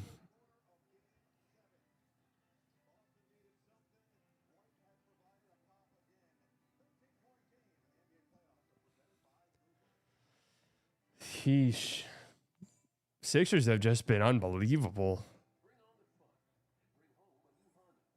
That game 5, man. That game 5, the Celtics were up what, like 13? Late? And just started trolling like crazy?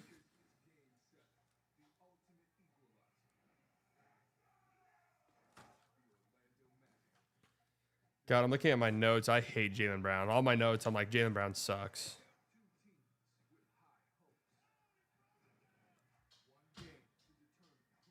Down 13 is not the worst. My only concern is you just don't have an answer at all for Embiid. You have zero for him.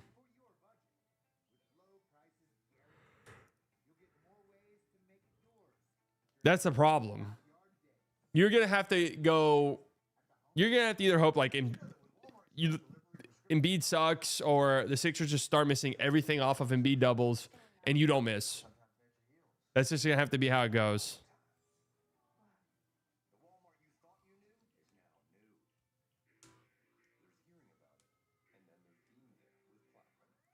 Hate the Celtics, but Jaylen Brown is better than Tatum easy. I mean, based off zero things in reality, right? Like, that's an opinion that has zero basis in reality and just is literally by every single fundamental basketball point incorrect. There's zero argument to be had about it. It was a funny thing a couple years ago when Jaylen Brown won the finals MVP and stuff. Like, that was funny to do all of that, right? To do Tatum corny. He didn't even make wasn't even the finals MVP. But like at this point, the gimmick's up. Anyway, you'd want Brown in Dallas? No, not really. I mean, like what? We trade everything for him? Like, nah, we're good.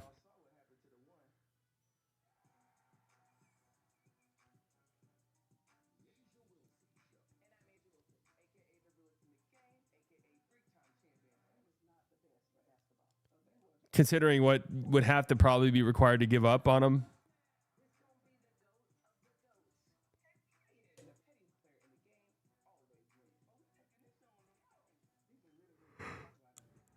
Would you rather just be Will for Brown? Would I trade Brandon Williams for Jaylen Brown? Yes.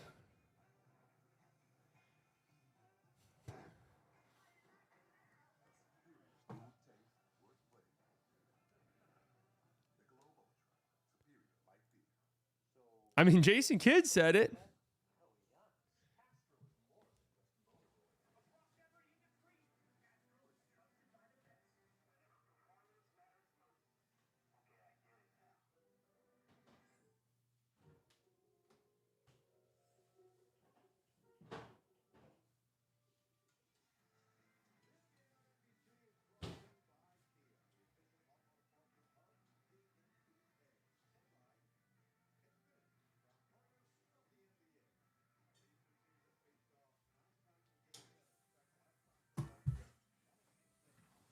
Here we go.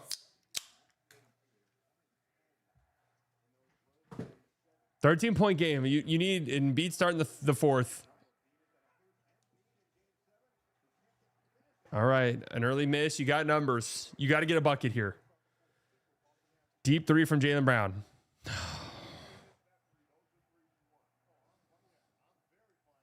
It's a good shot.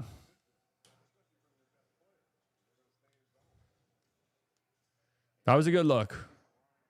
Pull up three in transition. Don't hate that shot. VJ. That felt like that would have been, I don't want to say a dagger this early, but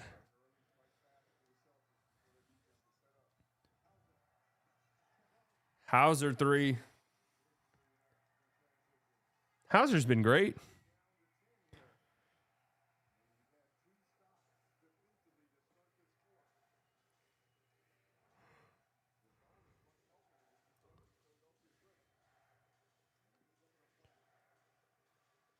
Embiid guarded by Derek White.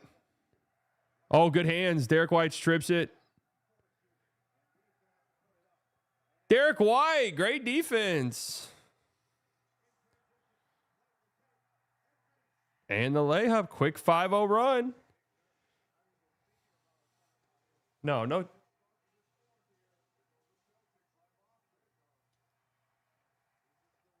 No timeout. No, I like this. No timeout. We don't need it yet. No.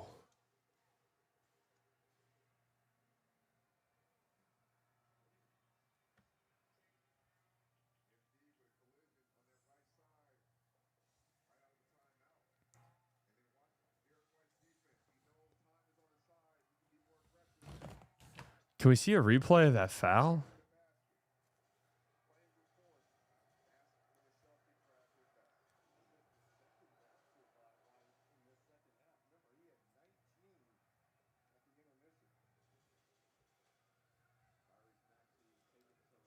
So I know you are a big market. This has to be a tough series for you to pick a fave. I inherently, and I have to be real with you guys, my level of disdain for Eagles fans is so extreme that it actually has. This is the only. The Eagles fans are the only fan base in sports that this exists with.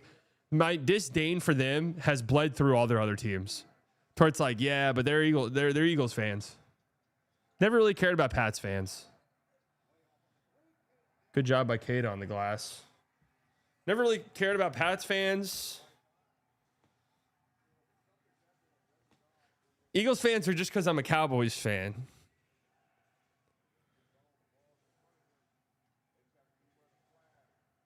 VJ, another three. Oh, that looked good. I really just want good games, though. That's why I was so frustrated earlier with the Celtics, because it's like, really, bro? Guys, can the broadcast chill? Number 4, the fourth foul with 9 minutes left in the game is not crazy. Fourth foul. Yeah, there's 9 minutes left. Am I crazy? That's not that crazy. Five, okay. 5, fine. 4? There's 9 minutes and 30 seconds left in the game.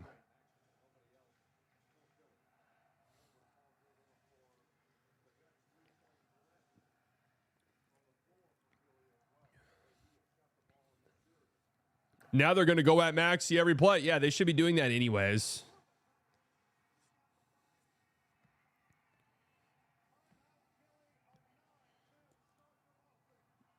Good start. That's low-key one of the smartest things the Thunder do, is like they don't care really about foul trouble. Because think about it. If you're taking them out the game, then they're already out the game. Dude, what is how is Jock Peterson still on this team?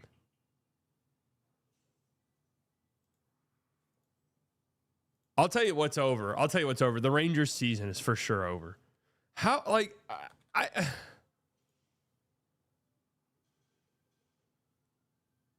how is Jock Peterson not just released? Yes, Langford is hurt again.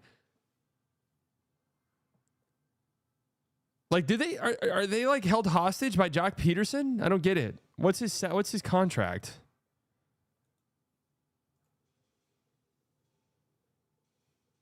My Kentucky Derby squad won. Believe it or not. So on House of Haymaker on Friday, we did a Kentucky Derby draft. The loser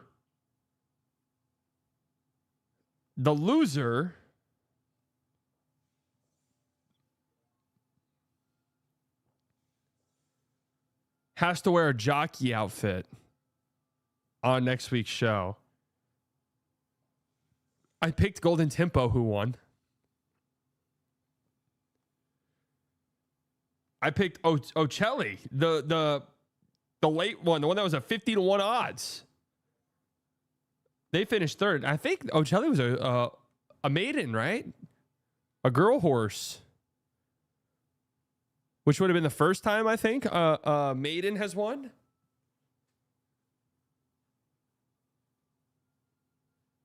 Girl trainer. No. No, Golden Tempo had a woman trainer. I think Ocelli was a woman, like a maiden horse, right?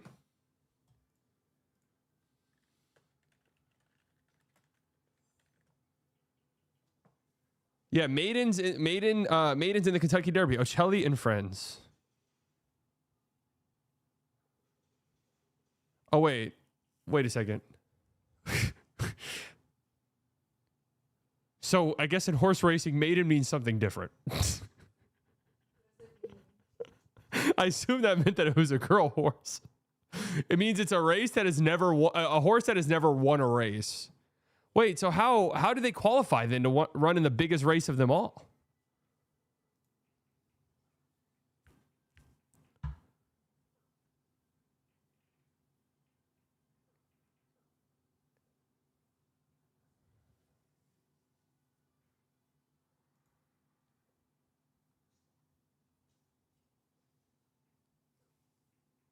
How does that work? How do you qualify for it, by the way? Do like horses get, is there like a selection committee?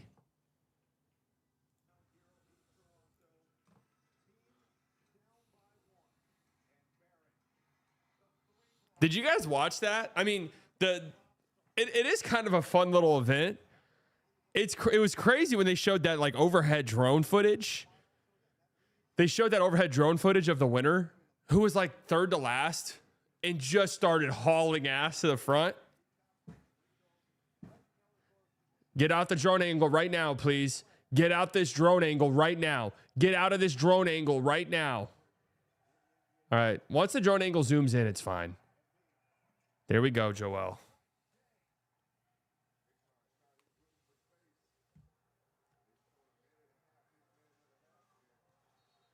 And blocking on Paul George.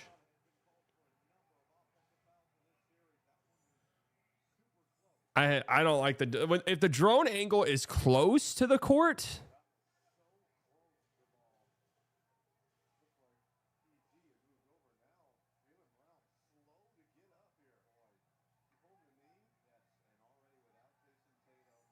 Oh, this Jaylen Brown injury actually looks bad.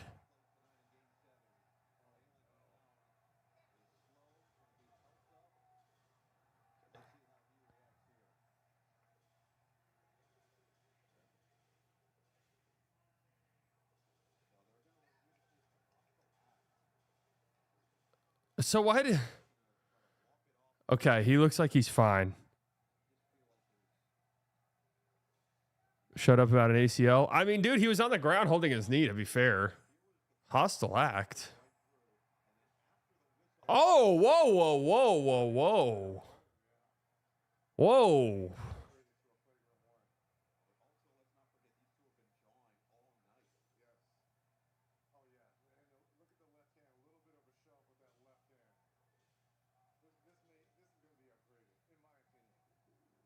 That...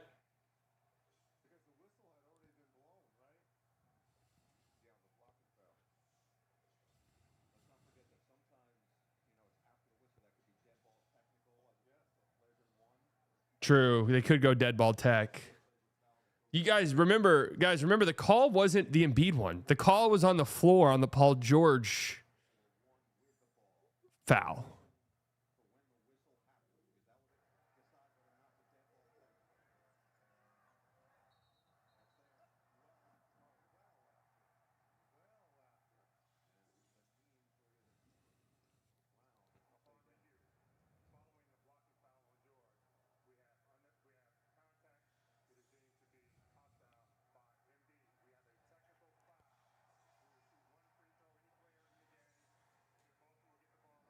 Technical foul.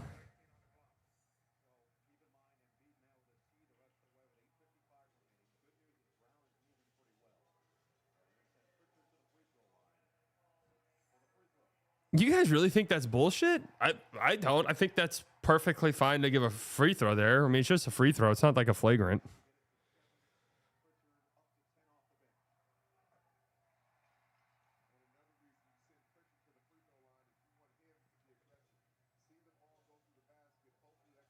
The play continuing, the whistle happened at the same time. I mean, not really. Jaylen Brown took like 2 steps. I mean, I think that's a pretty. I think that makes a lot of sense that they called that. Uh-oh, Kada and 1. Uh-oh.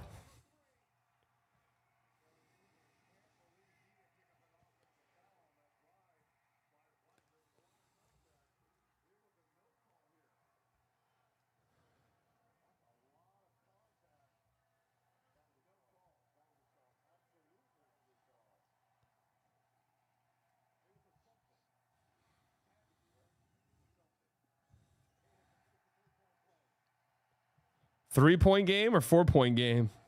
4-point game.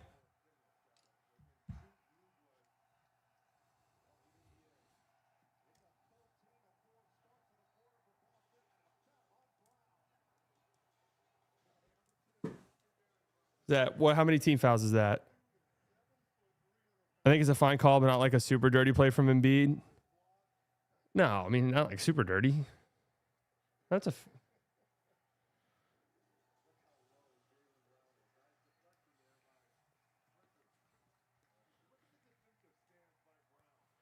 Slightly Celts always complaining, call it out like LA. No, there's no one quite like the Lakers, bro. Embiid. Oh, that looked good out the hands.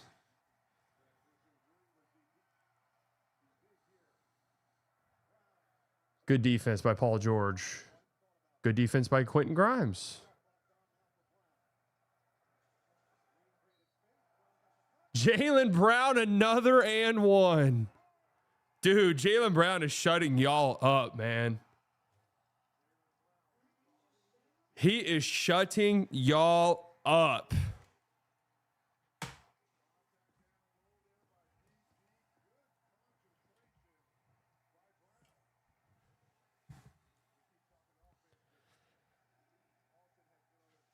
Jaylen Brown is shutting his doubters up.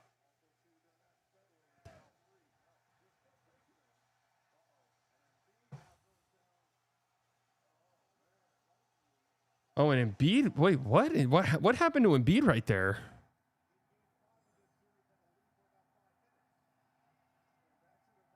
Dude, Embiid just like. I hope Embiid, honestly. What a shot, though.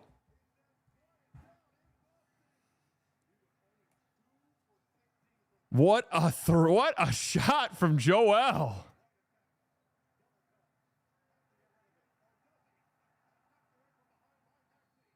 And awful foul by D. White.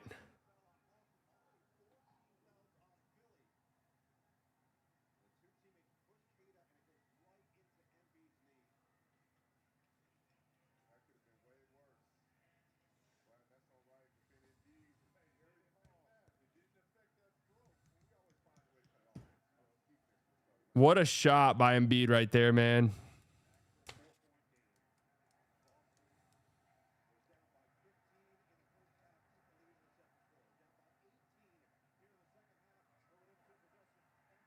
Jaylen Brown blocks Embiid from behind.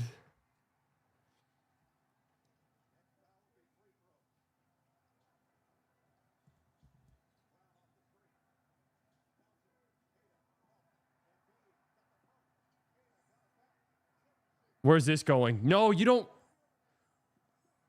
Bro, what is Kada doing? What the fuck did Kada just do?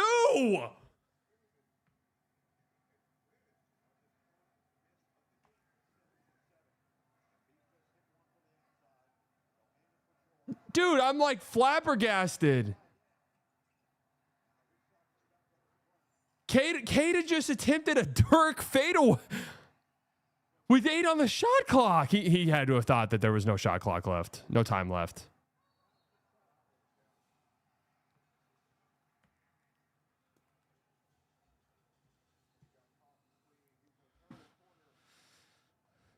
Couple rough possessions there by the Celtics.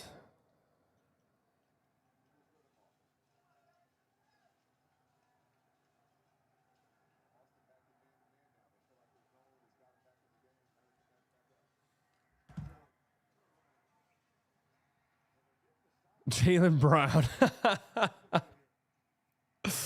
That's good. Derek White wide open. Oh, that has to feel good. That has to feel good for Derek White. That has to feel good. That was a great drive by Jaylen Brown.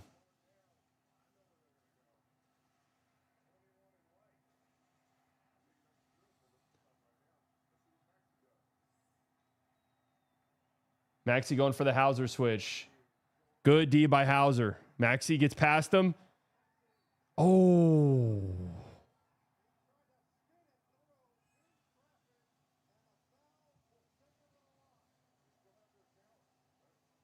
Celtics couldn't believe it.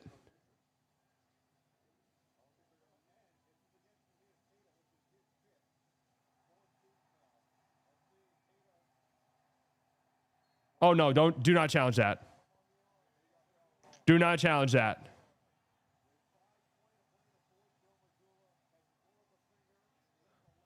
Who on earth told him to challenge this?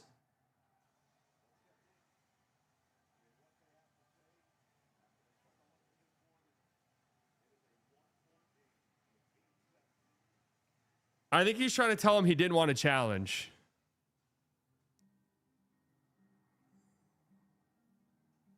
There's no way someone told him to challenge that, bro.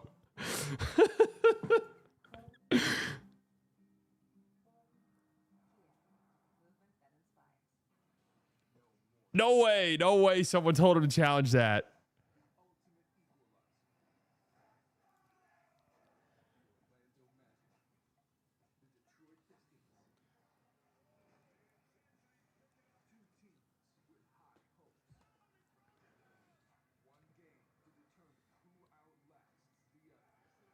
That has to be one of the worst, all things considered.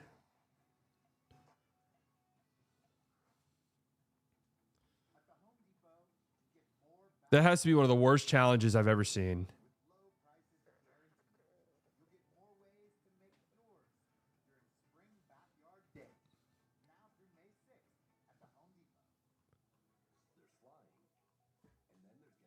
I'm not entirely sure what the thought process was going into this. Would you trade pick 10 for Joe Mazzulla and pick 27? No. No way.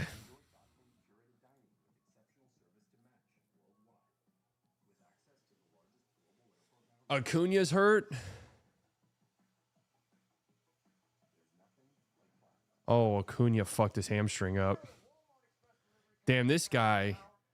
What's Acuna's NBA comp?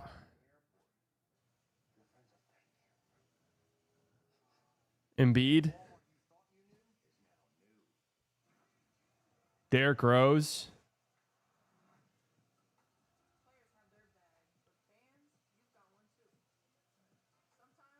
Honestly, Derrick Rose might be a good one. He won Acuna won an MVP, right?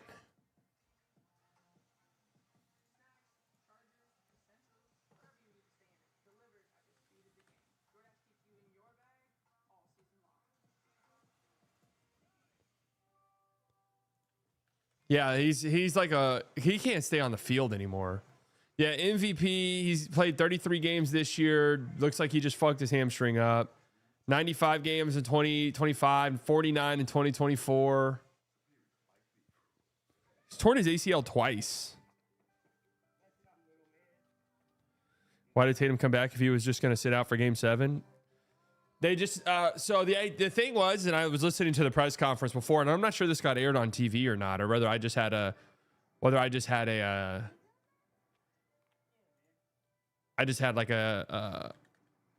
direct feed to it.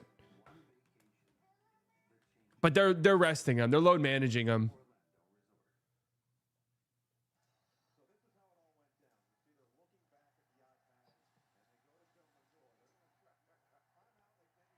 Who is that guy that just told him to challenge it, dude?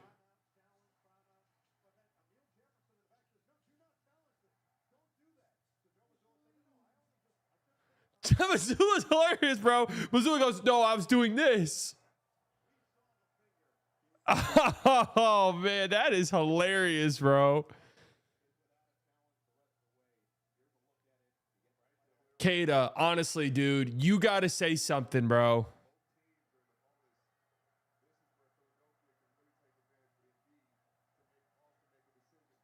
Kada, you got to go to the bench and be like, dude, do not challenge this. Yeah, they did. They really did expose that guy. I mean, horrible challenge. Dreadful.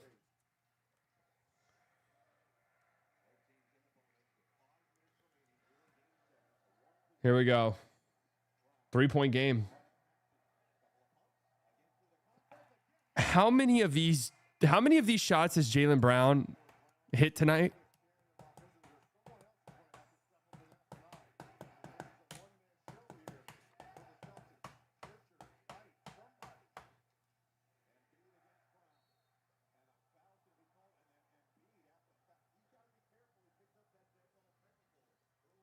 Embiid to the free throw line.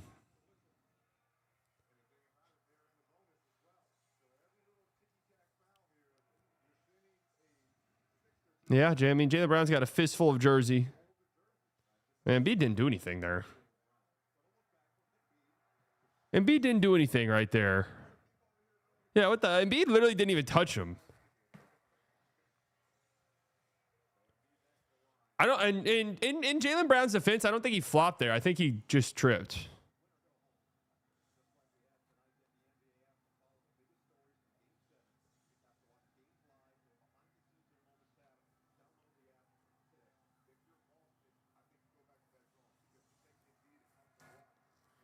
Remember, we were doing fake trades for OKC involving Joel when they were down to Denver last season? We were. Joel Nowitzki. 4:45 left, folks. This is it. If you haven't liked the stream, make sure you do so. If you're not subscribed to the channel, make sure you do so. Embiid, man, he's been fantastic tonight. Been unbelievably good. Derek White, a bomb.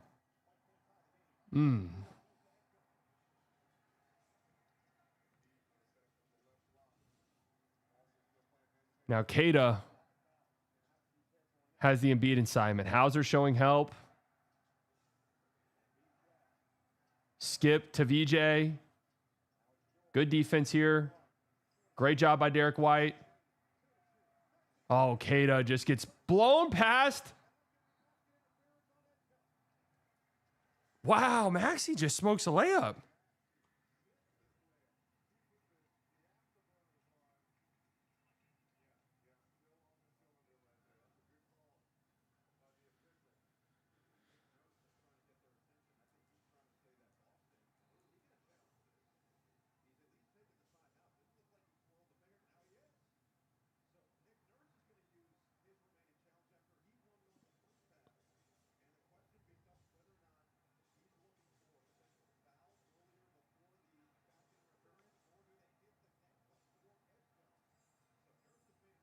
What?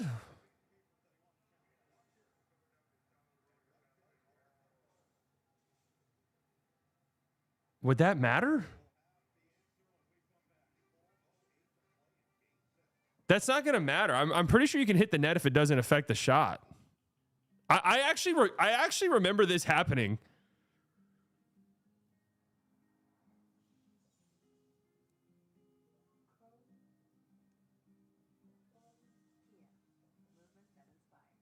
No, there was a play not too long ago where a guy grabbed the net, but they said it didn't matter because it didn't affect the play.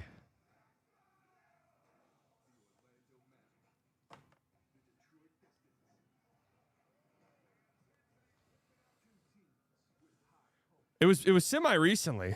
Lakers game, yeah, it was a Lakers game. That's right. Yeah, it was, because didn't JJ say something afterwards like, I've never seen that call or something like that?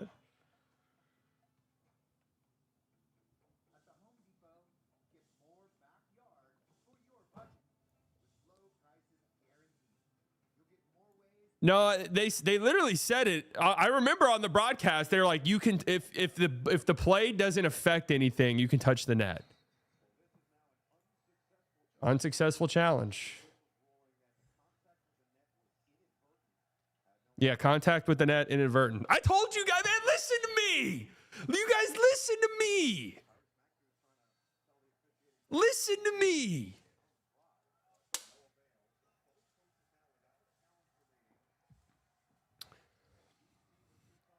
Slightly FC, stand up. Jaylen Brown on the block. Good opportunity here. Double comes. Derek White for the tie. Keita, what a rebound.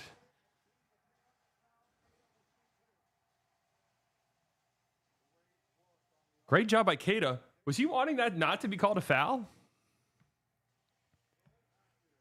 Got to hit these.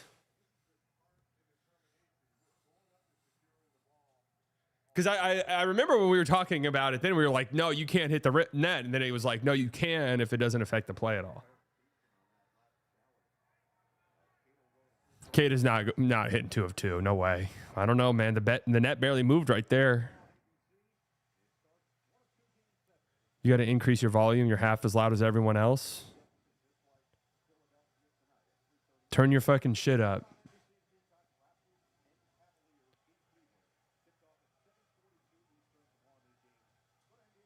Namus Nowitzki, the net barely even moved.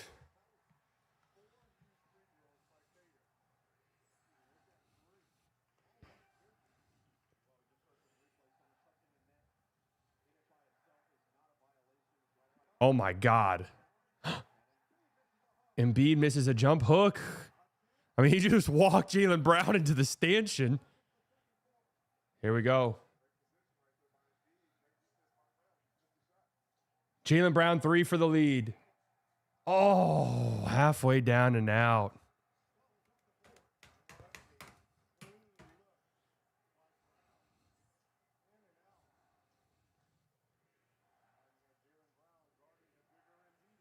Trying to get Keita in the action.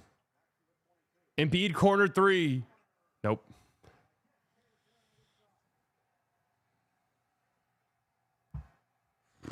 Sixers 2 of 12 in the quarter. Jaylen Brown. Not a good shot at all there. Not a good shot. Jaylen Brown has been fishing for that foul call on that little turnaround jumper, and he hasn't got it maybe but once. And he's made a couple of those shots. Paul George. Blocked by Jaylen Brown. Unbelievable help. You got to score here. Pritchard wide open in the corner. Holy shit, bruh. Hey, at some point, you just got to take a layup or something, right? At some point, you just got to hit Keita underneath the basket and say, just fucking do a jump hook, bro.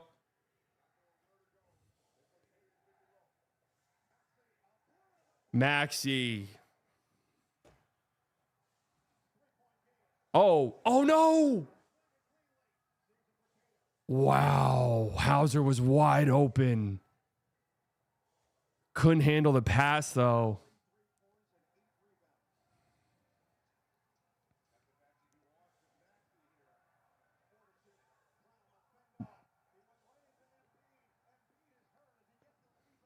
And wow, Jaylen Brown just smoked a wide open free throw line jumper. Maxey flopping, trying to get an offensive foul call. Embiid can't walk now. Maxey hurts his teammate by flopping all over the floor. But Maxey ices the game. That'll do it. Celtics can't score at all. Well, Jaylen Brown, a couple really bad missed shots late.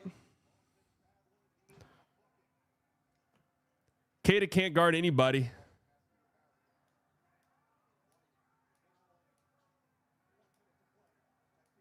Hauser. Nope. Wow.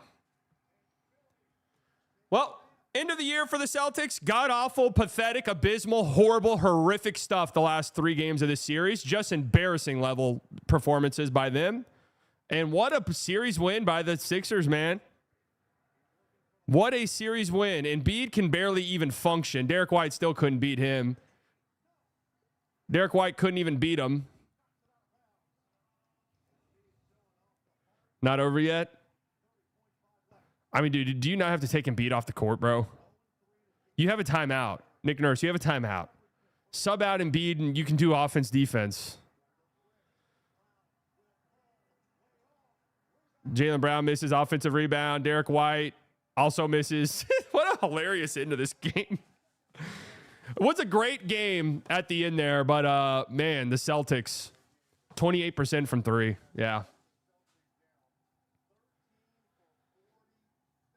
13 for 47 from three.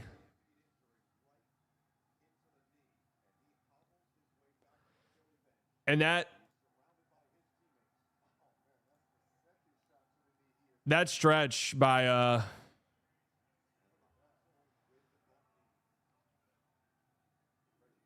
that stretch there late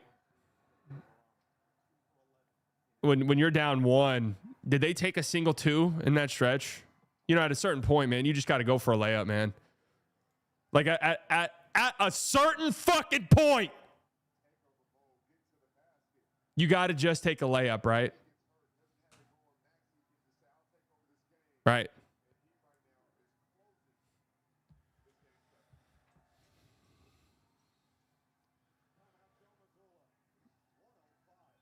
Nice to know, as a Mavs fan, 2024 was the only time this team didn't have brainworms.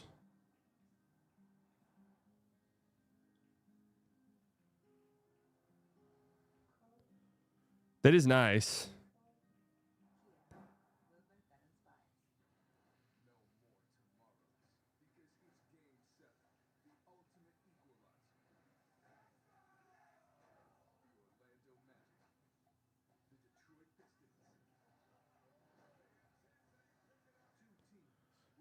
It's good to know.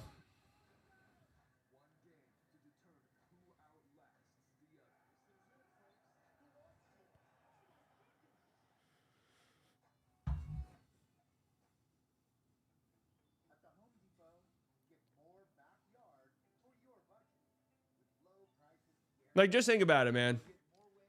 This was the only year that this Celtics team didn't just have the worst case of brainworms of all time was 2024. And even then, they might have had brainworms. But it didn't matter because their team was so fucking stupid.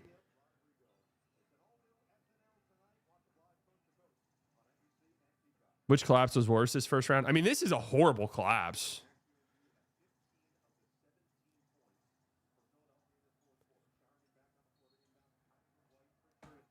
I mean, they were up 3-1.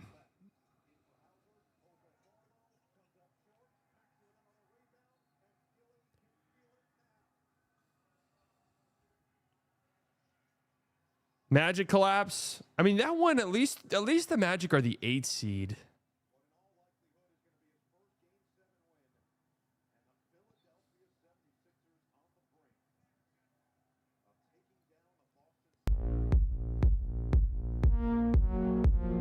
Celtics terrorist ball over. No more three-point chucking in the playoffs. Let's go. I'm trying to think, who are the worst three-point chuckers left? Wow, the Sixers fans are doing the "We Want Boston" chant in Boston.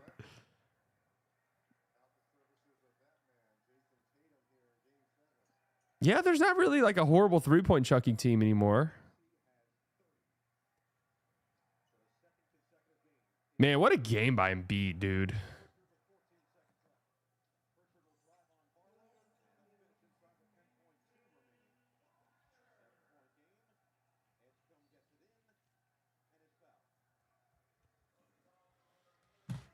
What a game by Embiid. Gutsy.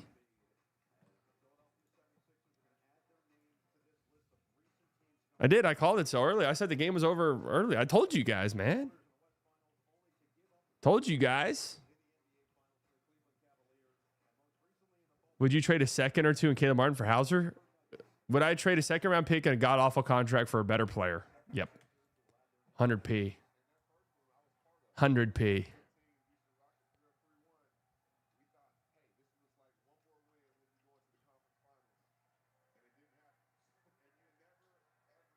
Man alive. Well, I got to see the play-by-play here. And ESPN changed their play-by-play recently, so.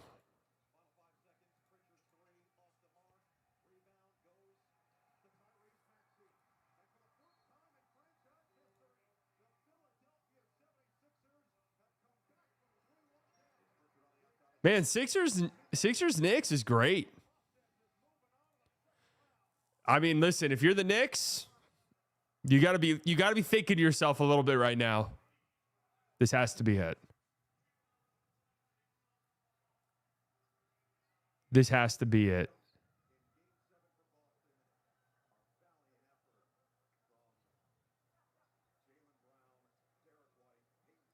I think a healthy Sixers team is a worse matchup for the Knicks than the Celtics. If the Knicks play like how they played closing out, just worry about a big reason the Celtics struggled so bad in this series. Like, if they had Al Horford or KP, I think they're cakewalking through this series, truthfully. But because that really unlocked their superpowers, as everybody can shoot. Now tonight with this group, it's like even then Vucevic and Garza aren't like the most reliable shooters to begin with, but those guys cannot defend, right? They stand no chance of defending. KP and Horford not only can defend, but are elite defenders too. On top of that, Cat with the shooting.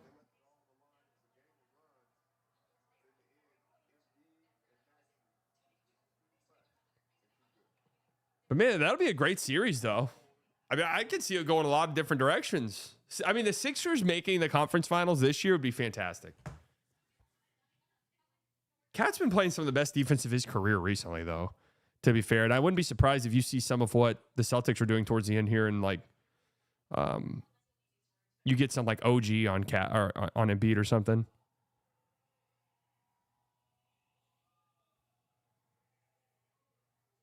You think Tatum would have changed the outcome? Oh, yeah, for sure.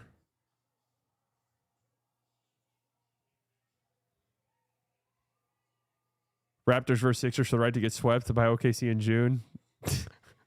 Hey, that's not an impossibility. I mean, I don't know. Maybe the Knicks could get one or two. Truthfully, the Celtics with their shooting were like the only team I could envision giving, I guess their hypothetical shooting. The only team I could actually envision like giving the Thunder. No guarantee the Thunder come out the West, though. The Spurs look great.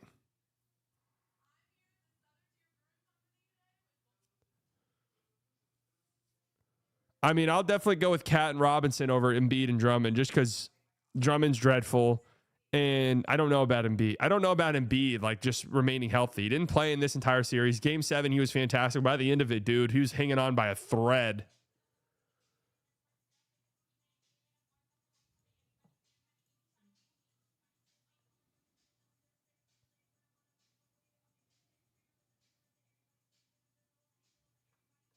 Oh, man, this is just sad.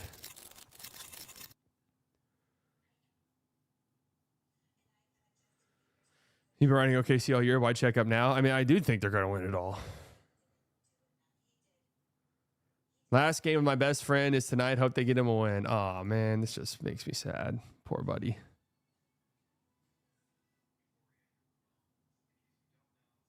Poor guy. Sorry, Pablo. It always breaks my heart when I see pictures of like animals and it's like next week we're putting them down. Like, ugh. Just so sad.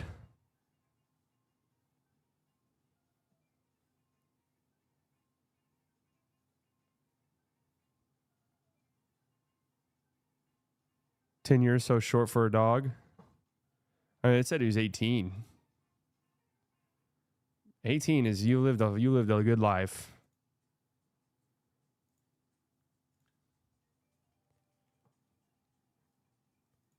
Post-game thread. Here we go. Started the season 0-3, into the season 0-3.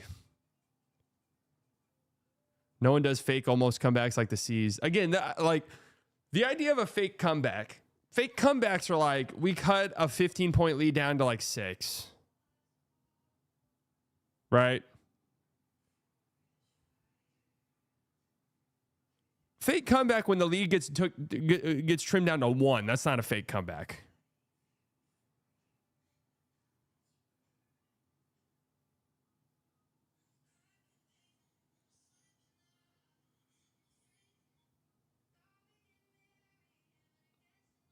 (13 of 47 from 3).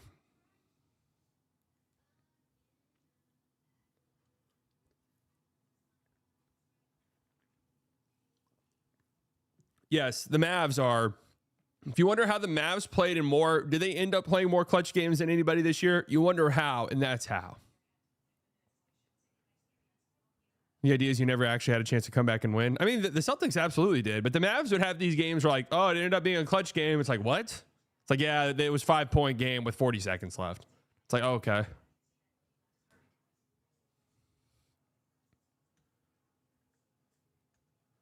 I am simply bitter. No jokes. I hope one day I can see another Tatum championship. Brad Stevens has a lot of work to do this offseason. Damn right he does. Just not in the way you think. Just not the way you think he does.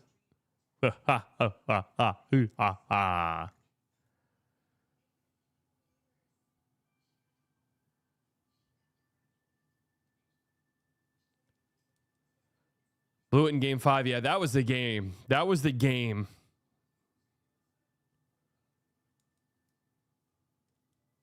Also, I'll get downvoted for this, but the league got exactly what they wanted tonight? What?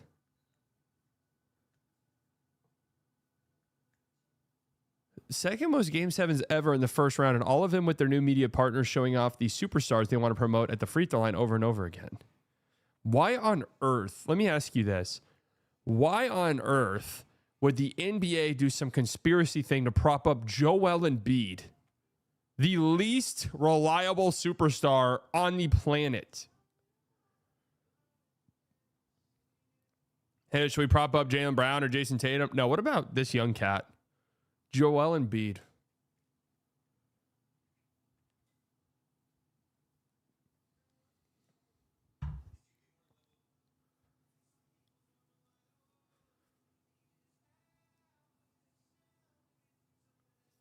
Bill Simmons looking like a fool. Jokic, his MVP vote. Brown being pumped for MVP votes. I can't believe that. It's so funny. His Jokic, like, his rationale for the Jokic thing and switching his vote to Jokic being, whenever we look back on this season, what are we going to remember? And he's like, we're all going to remember Jokic. Yeah? I don't even think that was true when it was happening. That logic made no sense. Period. I mean, yeah, he's technically kind of right.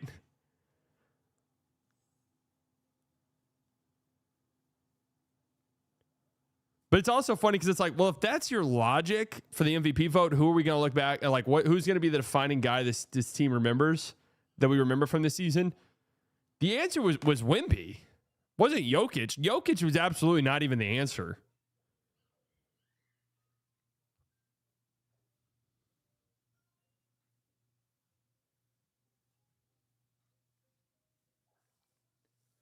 I'm going to be sick if JB is above Cade in MVP or All-NBA.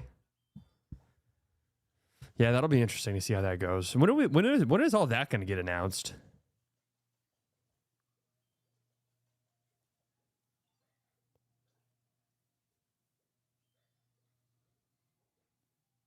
Late May? Wait, what? Why are they waiting so long for that one?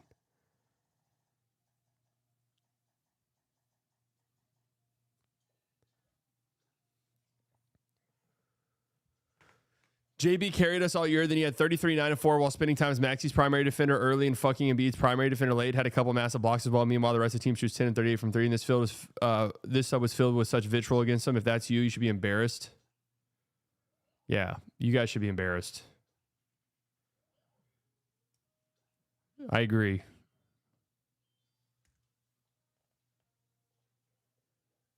But I also agree, though. I can't sit here and think that I'm not going to be sitting here and gaslit and thinking Jaylen Brown had a good game tonight, because he did not.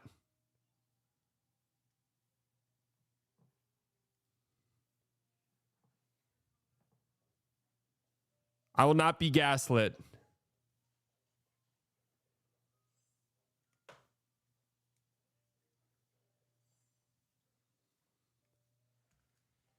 Mazzulla has coached 3 of the most embarrassing playoff exits in the Celtics' 75-plus year history.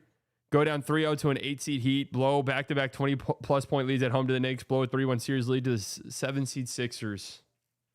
Yeah, man. Yeah, man. You guys should fire him. In fact, like, what I think the Celtics need, right? Here's the thing. Joe Mazzulla, good head coach, right? But here's the reality. And here's just what you need in the NBA. Joe Mazzulla, unless I'm mistaken, did not play in the NBA, right? He didn't actually get any, no, he never played in the NBA. Great college player, though. Great college player, fantastic coach. Nothing but respect to him there. What this team needs, honestly, and I'm happy this guy pointed this out because I actually agree with him. What this Celtics team needs is like a guy who is a player, a coach who is a player in the league, like a point guard, preferably. Point guards always make the best head coaches. So a point guard who had a long NBA career, maybe a Hall of Famer or something, maybe a championship point guard with championship experience. But also, I don't want just not somebody, not Rondo, right? Not somebody like that. Somebody who's preferably had some actual coaching experience in the past. Even head coaching experience would be preferable, right? Dude, I'm just not talking myself through this, dude. Maybe they should have Kidd. Maybe they should trade. Maybe there should just be a 1-of-1 swap, Jason Kidd for Joe Mazzulla. I just now talked myself into that. I wasn't even trying to get there. It never even popped in my brain. But then I kind of walked myself through the process a little bit more. And I'm like, huh.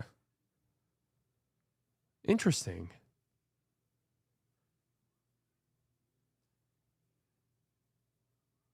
Do you really want Mazzulla in charge of Coop's development? Man, hell yeah.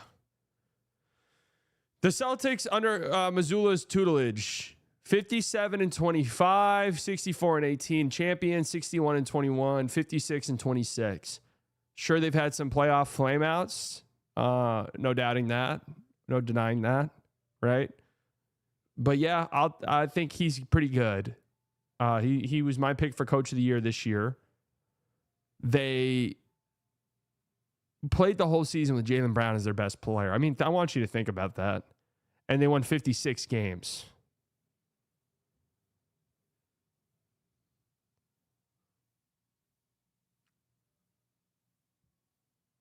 So,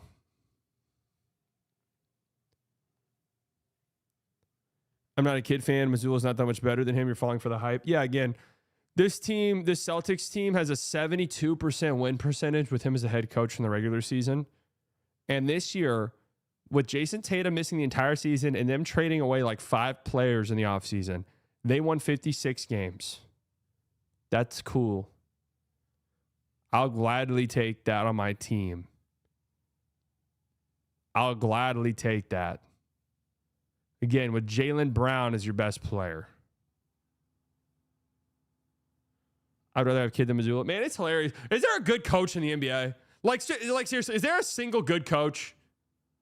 Is there a single one?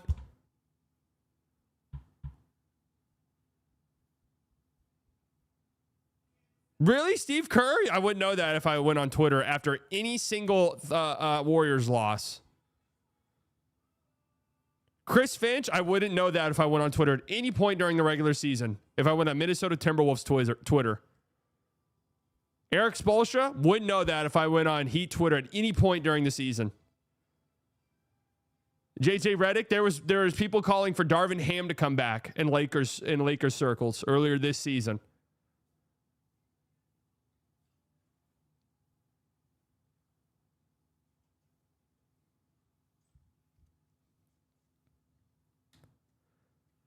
Mazzulla's better than the regular season. Kidd's better than playoffs. Great. Well, you know what? Give me Mazzulla then. I'd rather the regular season because you want to know something? The Mavericks haven't made the playoffs 3 times in the last 4 years.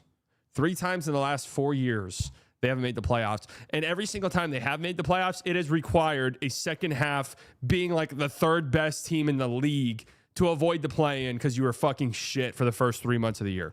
I'm done with that. It's not fun. It wasn't really enjoyable. So, like, yeah, I don't mind being good in the regular season if possible, right? If possible, I'd like to be good in the regular season. If possible, I'd like to be good.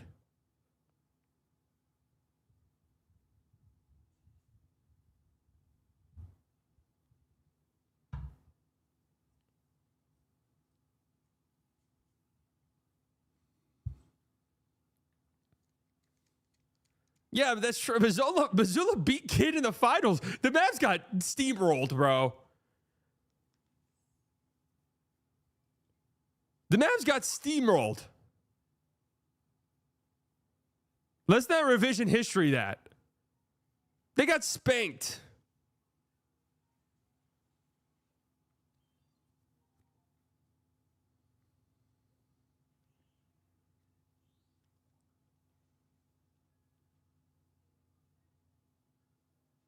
No, I do not think the Mavs had any chance of winning that series at all. But the Celtics were a machine.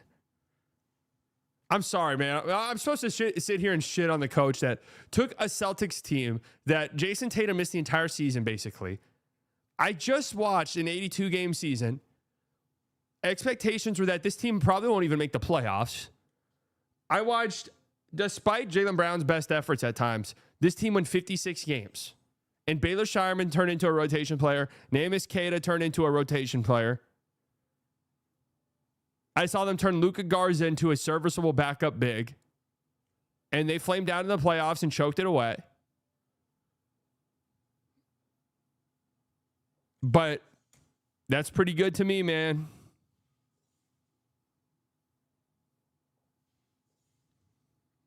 Yeah, their system is shooting threes. That's what their system is.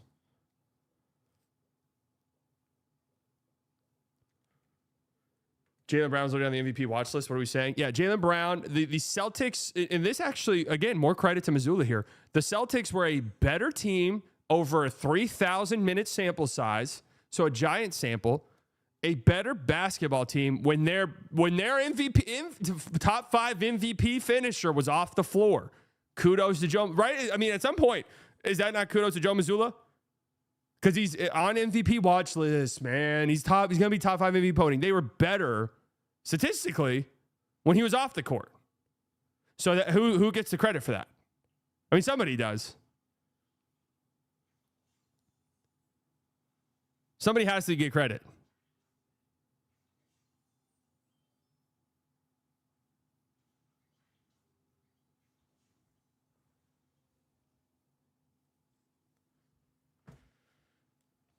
It is kind of funny. The Eastern Conference playoffs is just like,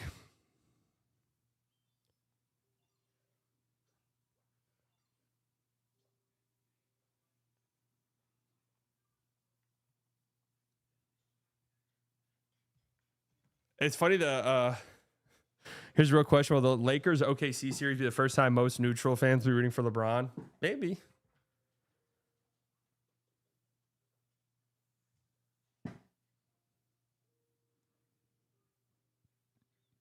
No, Joel Embiid's never won a second round series. Yeah, I thought, well, it's actually interesting because I thought the first round wasn't going to be that great, but the second round was going to be a cinematic masterpiece. And now the inverse might be true. Because, look, here's the reality, man. The Spurs are going to play a completely bedridden hospital Timberwolves team.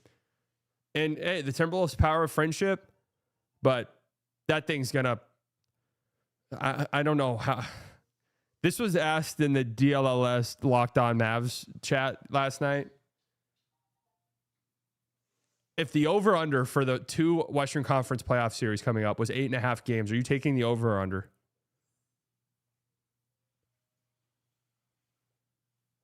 I mean, because I was like, okay, come on. Like the Lakers or Timberwolves are going to get a game. But then I thought about it more and I was like, yeah, you know what? I don't know, actually.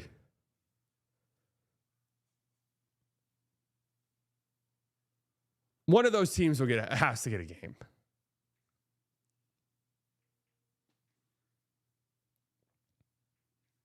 Well, yeah, there will be a magnet ball game.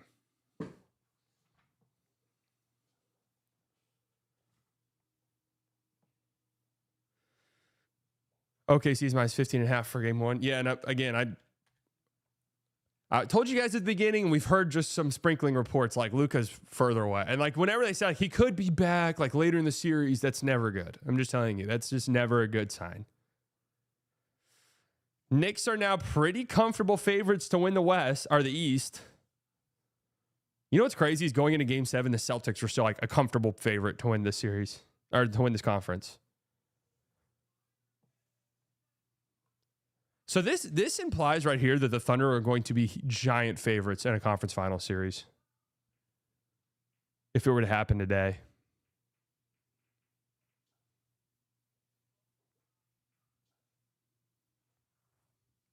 Which is interesting.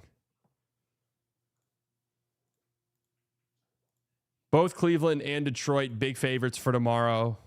8.5, 8.5. Oh, wow. So, wait. Sunday? Oh, Monday. God, Sixers Knicks just boom right away. No rest for the wicked, huh?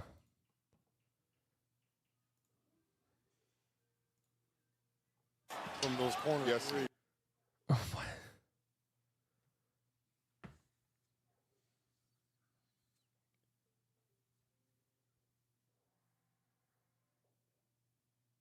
What is the NBA doing? What are they doing? Can you please explain the logic to me of having these two games overlap?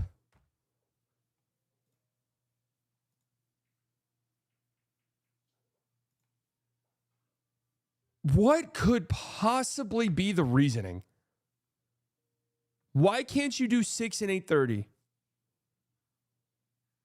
Why would you, but for broadcast partners, but both of these games are by NBC and Peacock. Why would you want that? Why would you want there to be overlap of these games?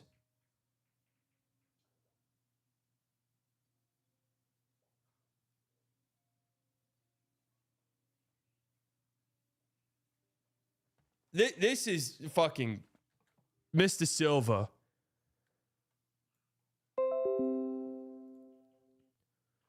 Mr. Silva. Is the NBA the dumbest thing on the planet? TV rights issue? Well, how does this even come up? When you're negotiating a TV rights deal as a major sporting a league, you can't say, hey, if you want to broadcast these, tell NCIS Los Angeles that their time slot's going to be pushed a little bit. Hey, NCIS New Orleans Part 2, there's 2 series of those now. That's going to get moved a little bit.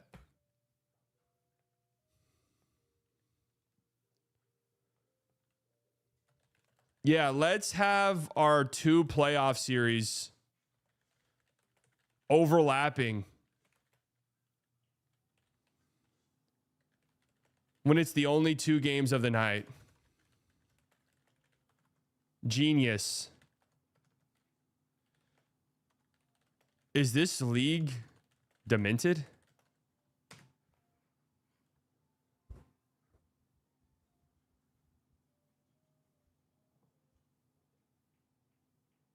Slightly when meeting Tristan De Silva's wife, Mr. Silva.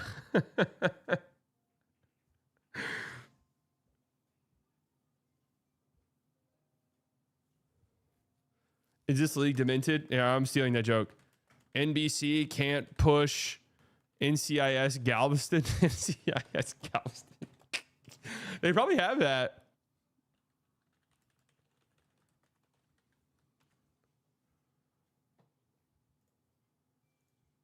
I mean, this is one of the dumbest things I've seen.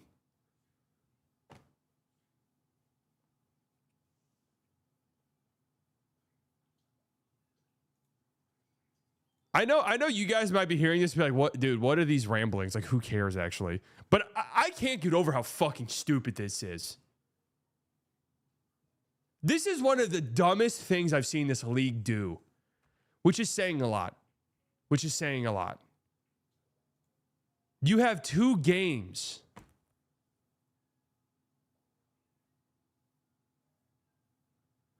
2 games.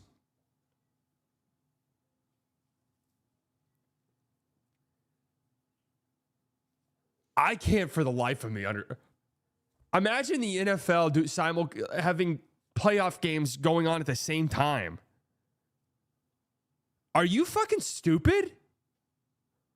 NBC go, hey, we can't do 2 games in a night. We got Jeopardy, and then we've got NCIS Albuquerque, and then that's followed by 911 Reno.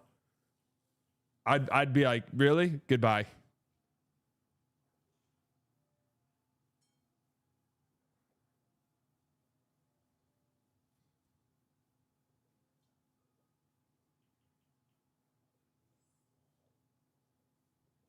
Dude, the NFL used to care about college football. He's like, well, we don't want to interfere with college football. We'll let them have their own thing. Now there's like, go fuck yourself.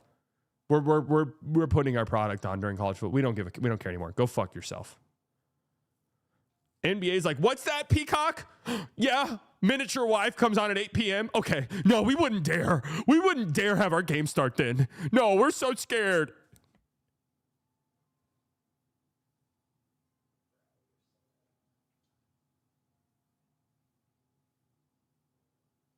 Jesus.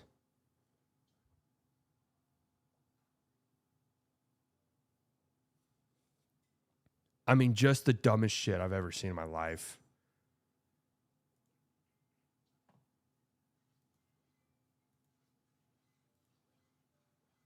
I'm like literally floored. No team besides back-to-back Houston Rockets of 96 have won a title, not having 40 wins for 20 losses. Honestly, that is crazy that rule. So who all qualified this year? Was it just the Spurs and Nick? Or did the Knicks qualify for that, actually? Pistons did. Thunder, Pistons, Spurs. OKC, Spurs, and Pistons. Well, that's probably right. That rule will almost certainly live to see another day. God. This is one of the dumbest things. I'm sorry to just like spend a lot of time on this, but man. Oh yeah, no offense to the Pistons. They don't factor into the. Why do they not have the Western Conference odds up yet? Oh, look at this. Live odds.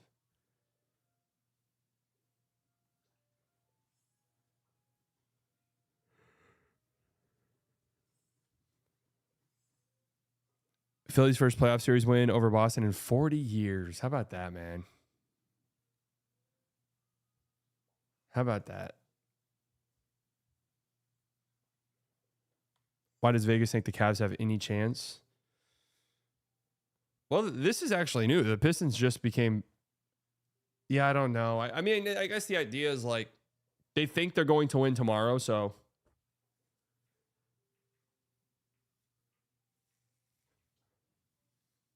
How do we think tomorrow's games are going to go? Game 7, man, anything can happen. I wonder if... My God, the over-under set at 202. That feels high. That feels high for this series, bro. They've already listed Franz out, which sucks. I mean, we're going to need a miracle Palo game. That's just the truth. We're going to need a miracle Palo game. From those corner threes.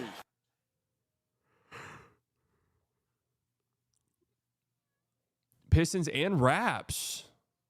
So I think Pistons 8.5 point favorite. It probably feels correct. That feels correct. Orlando just feels like man, I don't know how you get up the next morning. That was such a gut punch. Such a gut punch. The Cavs Raptors, I think, should be closer. And look, there's a ton of money on the Raptors to cover. And tons of money on the Pistons to cover.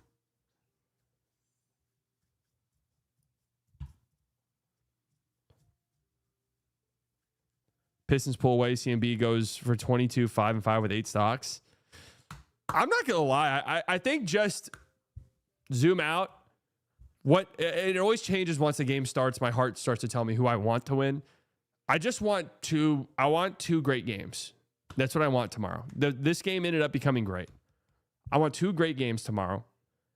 I think I want the Pistons to win. I love Cade Cunningham. I have a lot of online Pistons fans, a lot of online Pistons friends. I do have a lot of online Magic friends, though, too. But I also have real-life Pistons friends. So, I'm kind of rooting for them. I think my heart's telling me I want the Raptors. I've really enjoyed watching them. I've really enjoyed watching the Raptors. Honestly, Pistons, Magic, either of those teams losing is going to hurt me. I like both of them.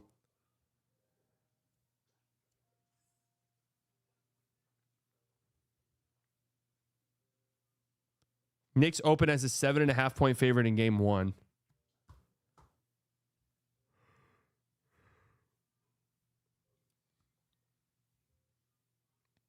I think Detroit and Cleveland to win because I think they are better teams, which will make for a good second round for the East. Raptors, Cavs. I have no idea where that series goes, man. I mean, the Thunder are 15.5-point favorites, and the Spurs are 14.5. Jesus, man. So they think this series. They think these won't even be worth watching.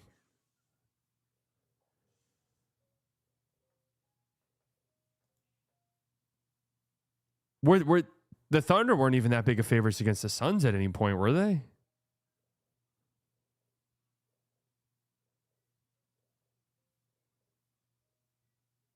I mean, if how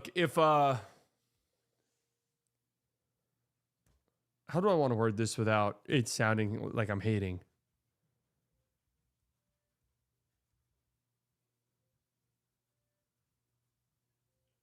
Okay, here's what I was about to say, Cole. If the Lakers play like how they played in that Rocket series, especially like game after game 1, like game 2 onwards, they're going to get swept. 1,000,000%. They're going to get swept. I don't even really think they played that great. They had a great, fantastic game 1, I thought. And they did enough.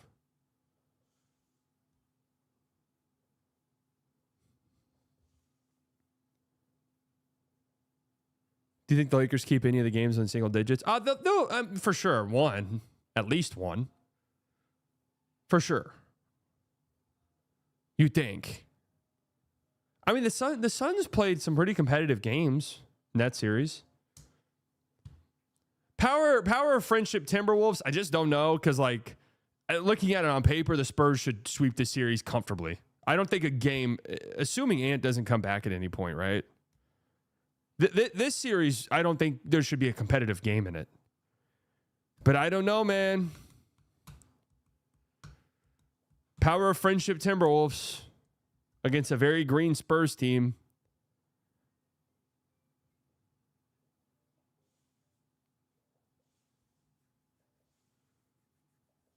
We'll see. Reeves has a little bit of time. That series doesn't start till Tuesday to try and get closer to 100%. And again, with Luka, who knows? And if Luka does end up playing at some point in the series, who knows what it looks like? You know, hamstring's just one of those weird ones, right? Where you can be back and just be nothing like yourself. Yeah, we got Jaden McDaniels. I think the East from here on out is going to be really interesting. Like, those series should be fun and entertaining and good. The West, we might just be waiting for the conference finals. And I do think we're probably staring down the barrel of just a not good NBA finals this year. However, at the same time, I thought that last year. And if it's I don't want to disrespect anyone. If it's the Knicks, they're good, man. They're a really good team. And again, I'm not even talking like winning the finals. I'm talking like a competitive series.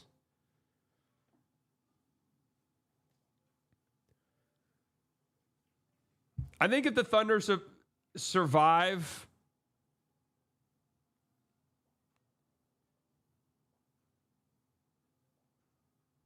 if the Thunder survive the Spurs, I think the Spurs in the finals, I could just see the inexperience and stuff.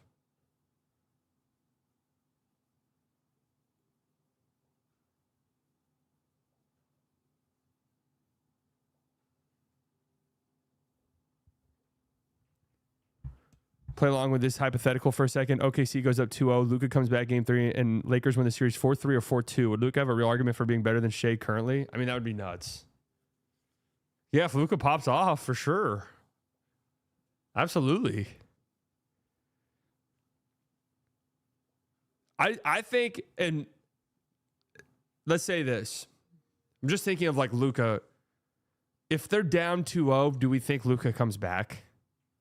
The Lakers have to get one in OKC. Then I think that opens up the door for like, okay, maybe we do potentially rush Luka back. Maybe we do. What if a meteorite falls out the sky and wipes out the OKC starters? What odds do they have for the Lakers? So this current Lakers group, I think the Thunder would probably still be favorites. Right? I mean, who are you counting as the current starters for the Thunder? Like their healthy team? Their healthy team? So let's think. So that would be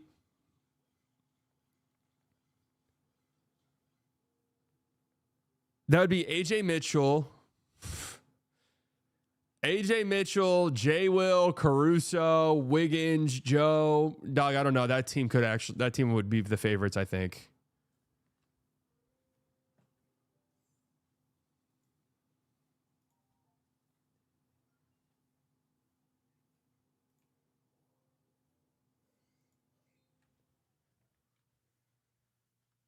Sam Hinkie.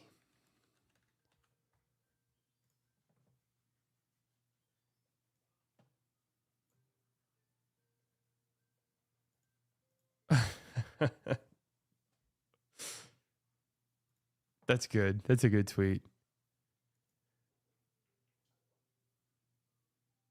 That team has a chance against this Lakers group. I'm going to be real.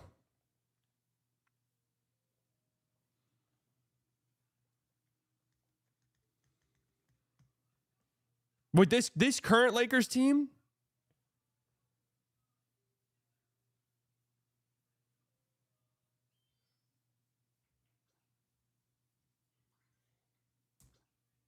they have Shea, but we got Jake LaRavia. Can somebody on the Lakers please say that?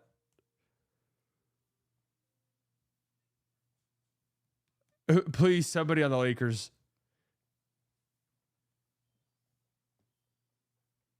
Please, somebody on the Lakers say that. They might have Shea Gilgeous-Alexander, but we got Jared Vanderbilt.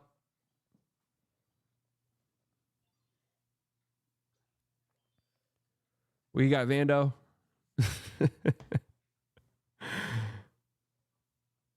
I guess on stream for. Yeah, I guess. I mean, I don't know. No, not yet.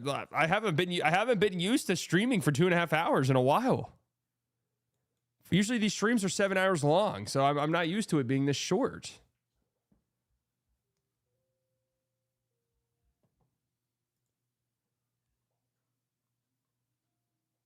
I want to see the series odds, but I don't know when. Yeah, Jesus, guys. I guess I'll just leave. God damn, bro. Why are you still on? I'm sorry, dude. I guess I'll just get off. My bad, man.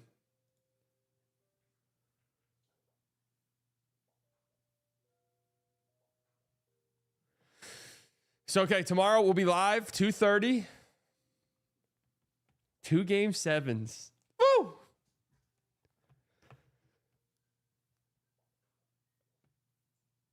Video Game Tycoon's done.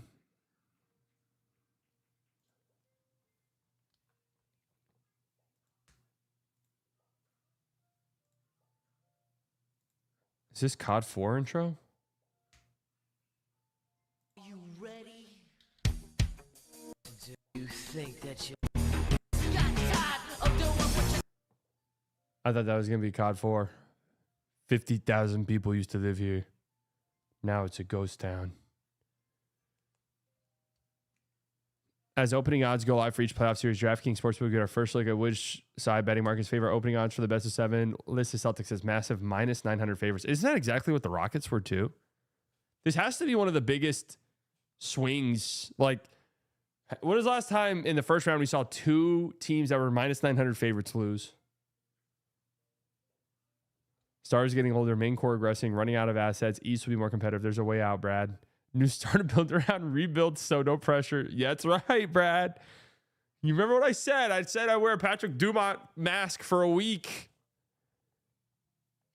By the way, I tweeted out the video of me with the box, and that was not my bit. Shout out to Matt Sizek, our incredible producer. That was his idea. He made it. The joke, because I've seen some Hornets fans like, oh, get over it. The joke wasn't to besmirch Con Knipple. The joke here was that I didn't get a Cooper Flag one. That was like supposed to be the joke of it. And it made more sense within the context of the show. The joke was that, oh, I didn't get one from the Mavs, but the Hornets sent me one. Would you have Brad Stevens GM or number one pick? Number one pick for sure.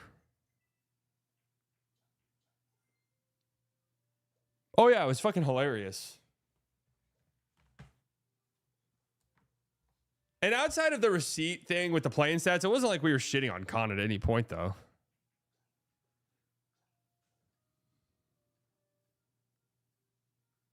I thought it was all in good fun. All right, folks, I'll see you guys tomorrow, 2:30. 2:30. Oh, wait, what were some of the other ones you guys wanted me to look at? I thought you couldn't win with a small guard like Maxey. Well, they won a first-round series. Did I say you couldn't win first-round series, or did I say you couldn't win the NBA Finals? That it's never really happened. First-round series is great. Congratulations. The simplicity of offenses in the NBA, so beautiful and brutal. You put a weak defender on the floor, that person will be hunted every single time by your best player. By really pointing at that person, bring him here. Yep. That's how it goes. 1 of 12 down the stretch. Tyrese Maxey and Joel Embiid are the third duo in NBA history to each have 25 points, 10 rebounds, and 5 assists in a game 7. True. Maxey, Maxey's a very quick athlete. So, he competes a little bit more defensively. Maxey, I'm willing to guarantee you this right now. Maxey is going to be a much better NBA defender, and he's already not a very good one. But he will be a much better NBA defender than Darius Acuff by a lot. By an absolute country mile. Right?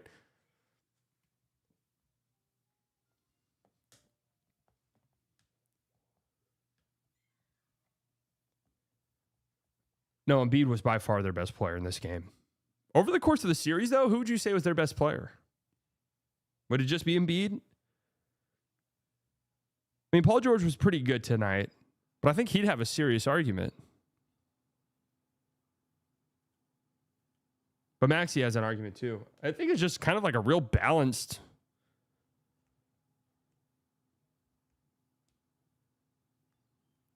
That was just a real balanced series. They're like big 3. We're all good.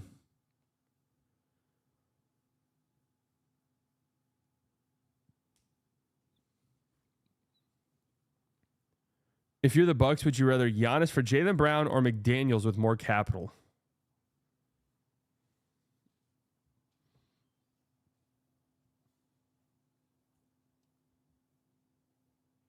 What's the capital looking like? Because if I'm doing that, I'd want that would just be like the start of a complete.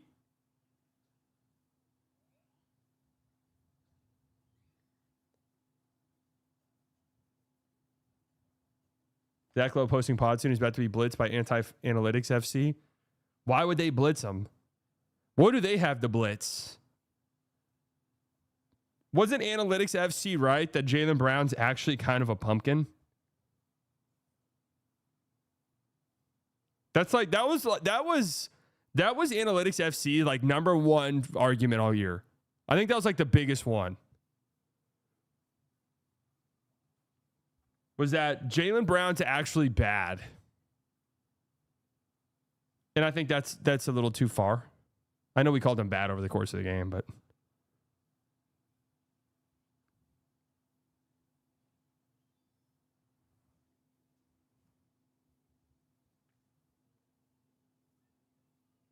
I feel like both Analytics FC and non-Analytics FC lose in this Celtics series. Because Jaylen Brown, it's funny because Jaylen Brown and Derek White were like the poster children of each.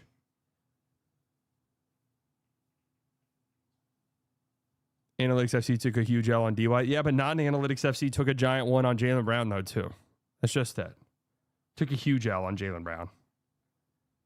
And then non-Analytics FC wanted to run victory laps after CJ McCollum, and he was fucking dreadful. Close out the series. And they wanted to do Kuminga, too. The first couple games of the Hawks series, non-Analytics FC was running some victory laps with CJ and Kuminga, and then both those guys were dreadfully bad the rest of the series. I think Analytics FC's argument is, yes, all of these guys are good basketball players that will have good games every now and then. But in the grand scheme, and when Analytics FC looks at something, they look at it over like a 5-year window. They don't do like game to game. They don't do, they don't even really do year to year, really. Like a lot of them are looking at this shit like over a 5-year window. So it's like over the course of 5 years, we will be right. And if we win one championship in 5 years, that's fantastic. Almost every single franchise in the league would want that. If our Analytics FC brain gets us one in 5 years, that's a victory. There are some teams that have never won.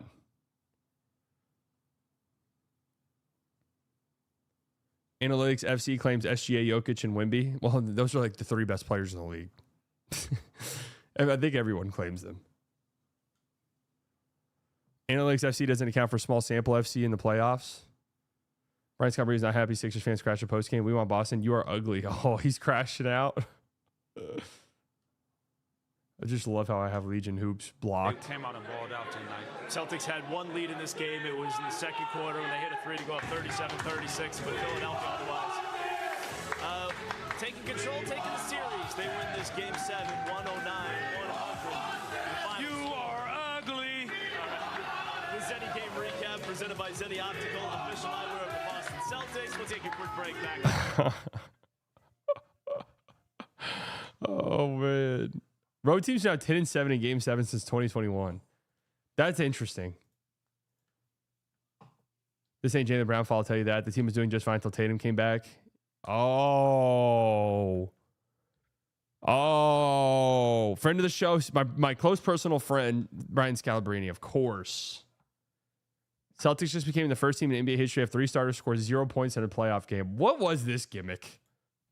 What the fuck was this gimmick, bro? Honestly, what? I forgot Ron Harper started. What was this gimmick? All right, I'm out of here. I'm gonna do a side of the reports. Be on the lookout for that. That'll be uploaded in probably about 30 minutes, 40 minutes, 50 minutes, 60 minutes, 70 minutes, 80 minutes, 90 minutes, somewhere in that range. And then we'll be live tomorrow. 2 more Game 7s. I love you all. Bye bye.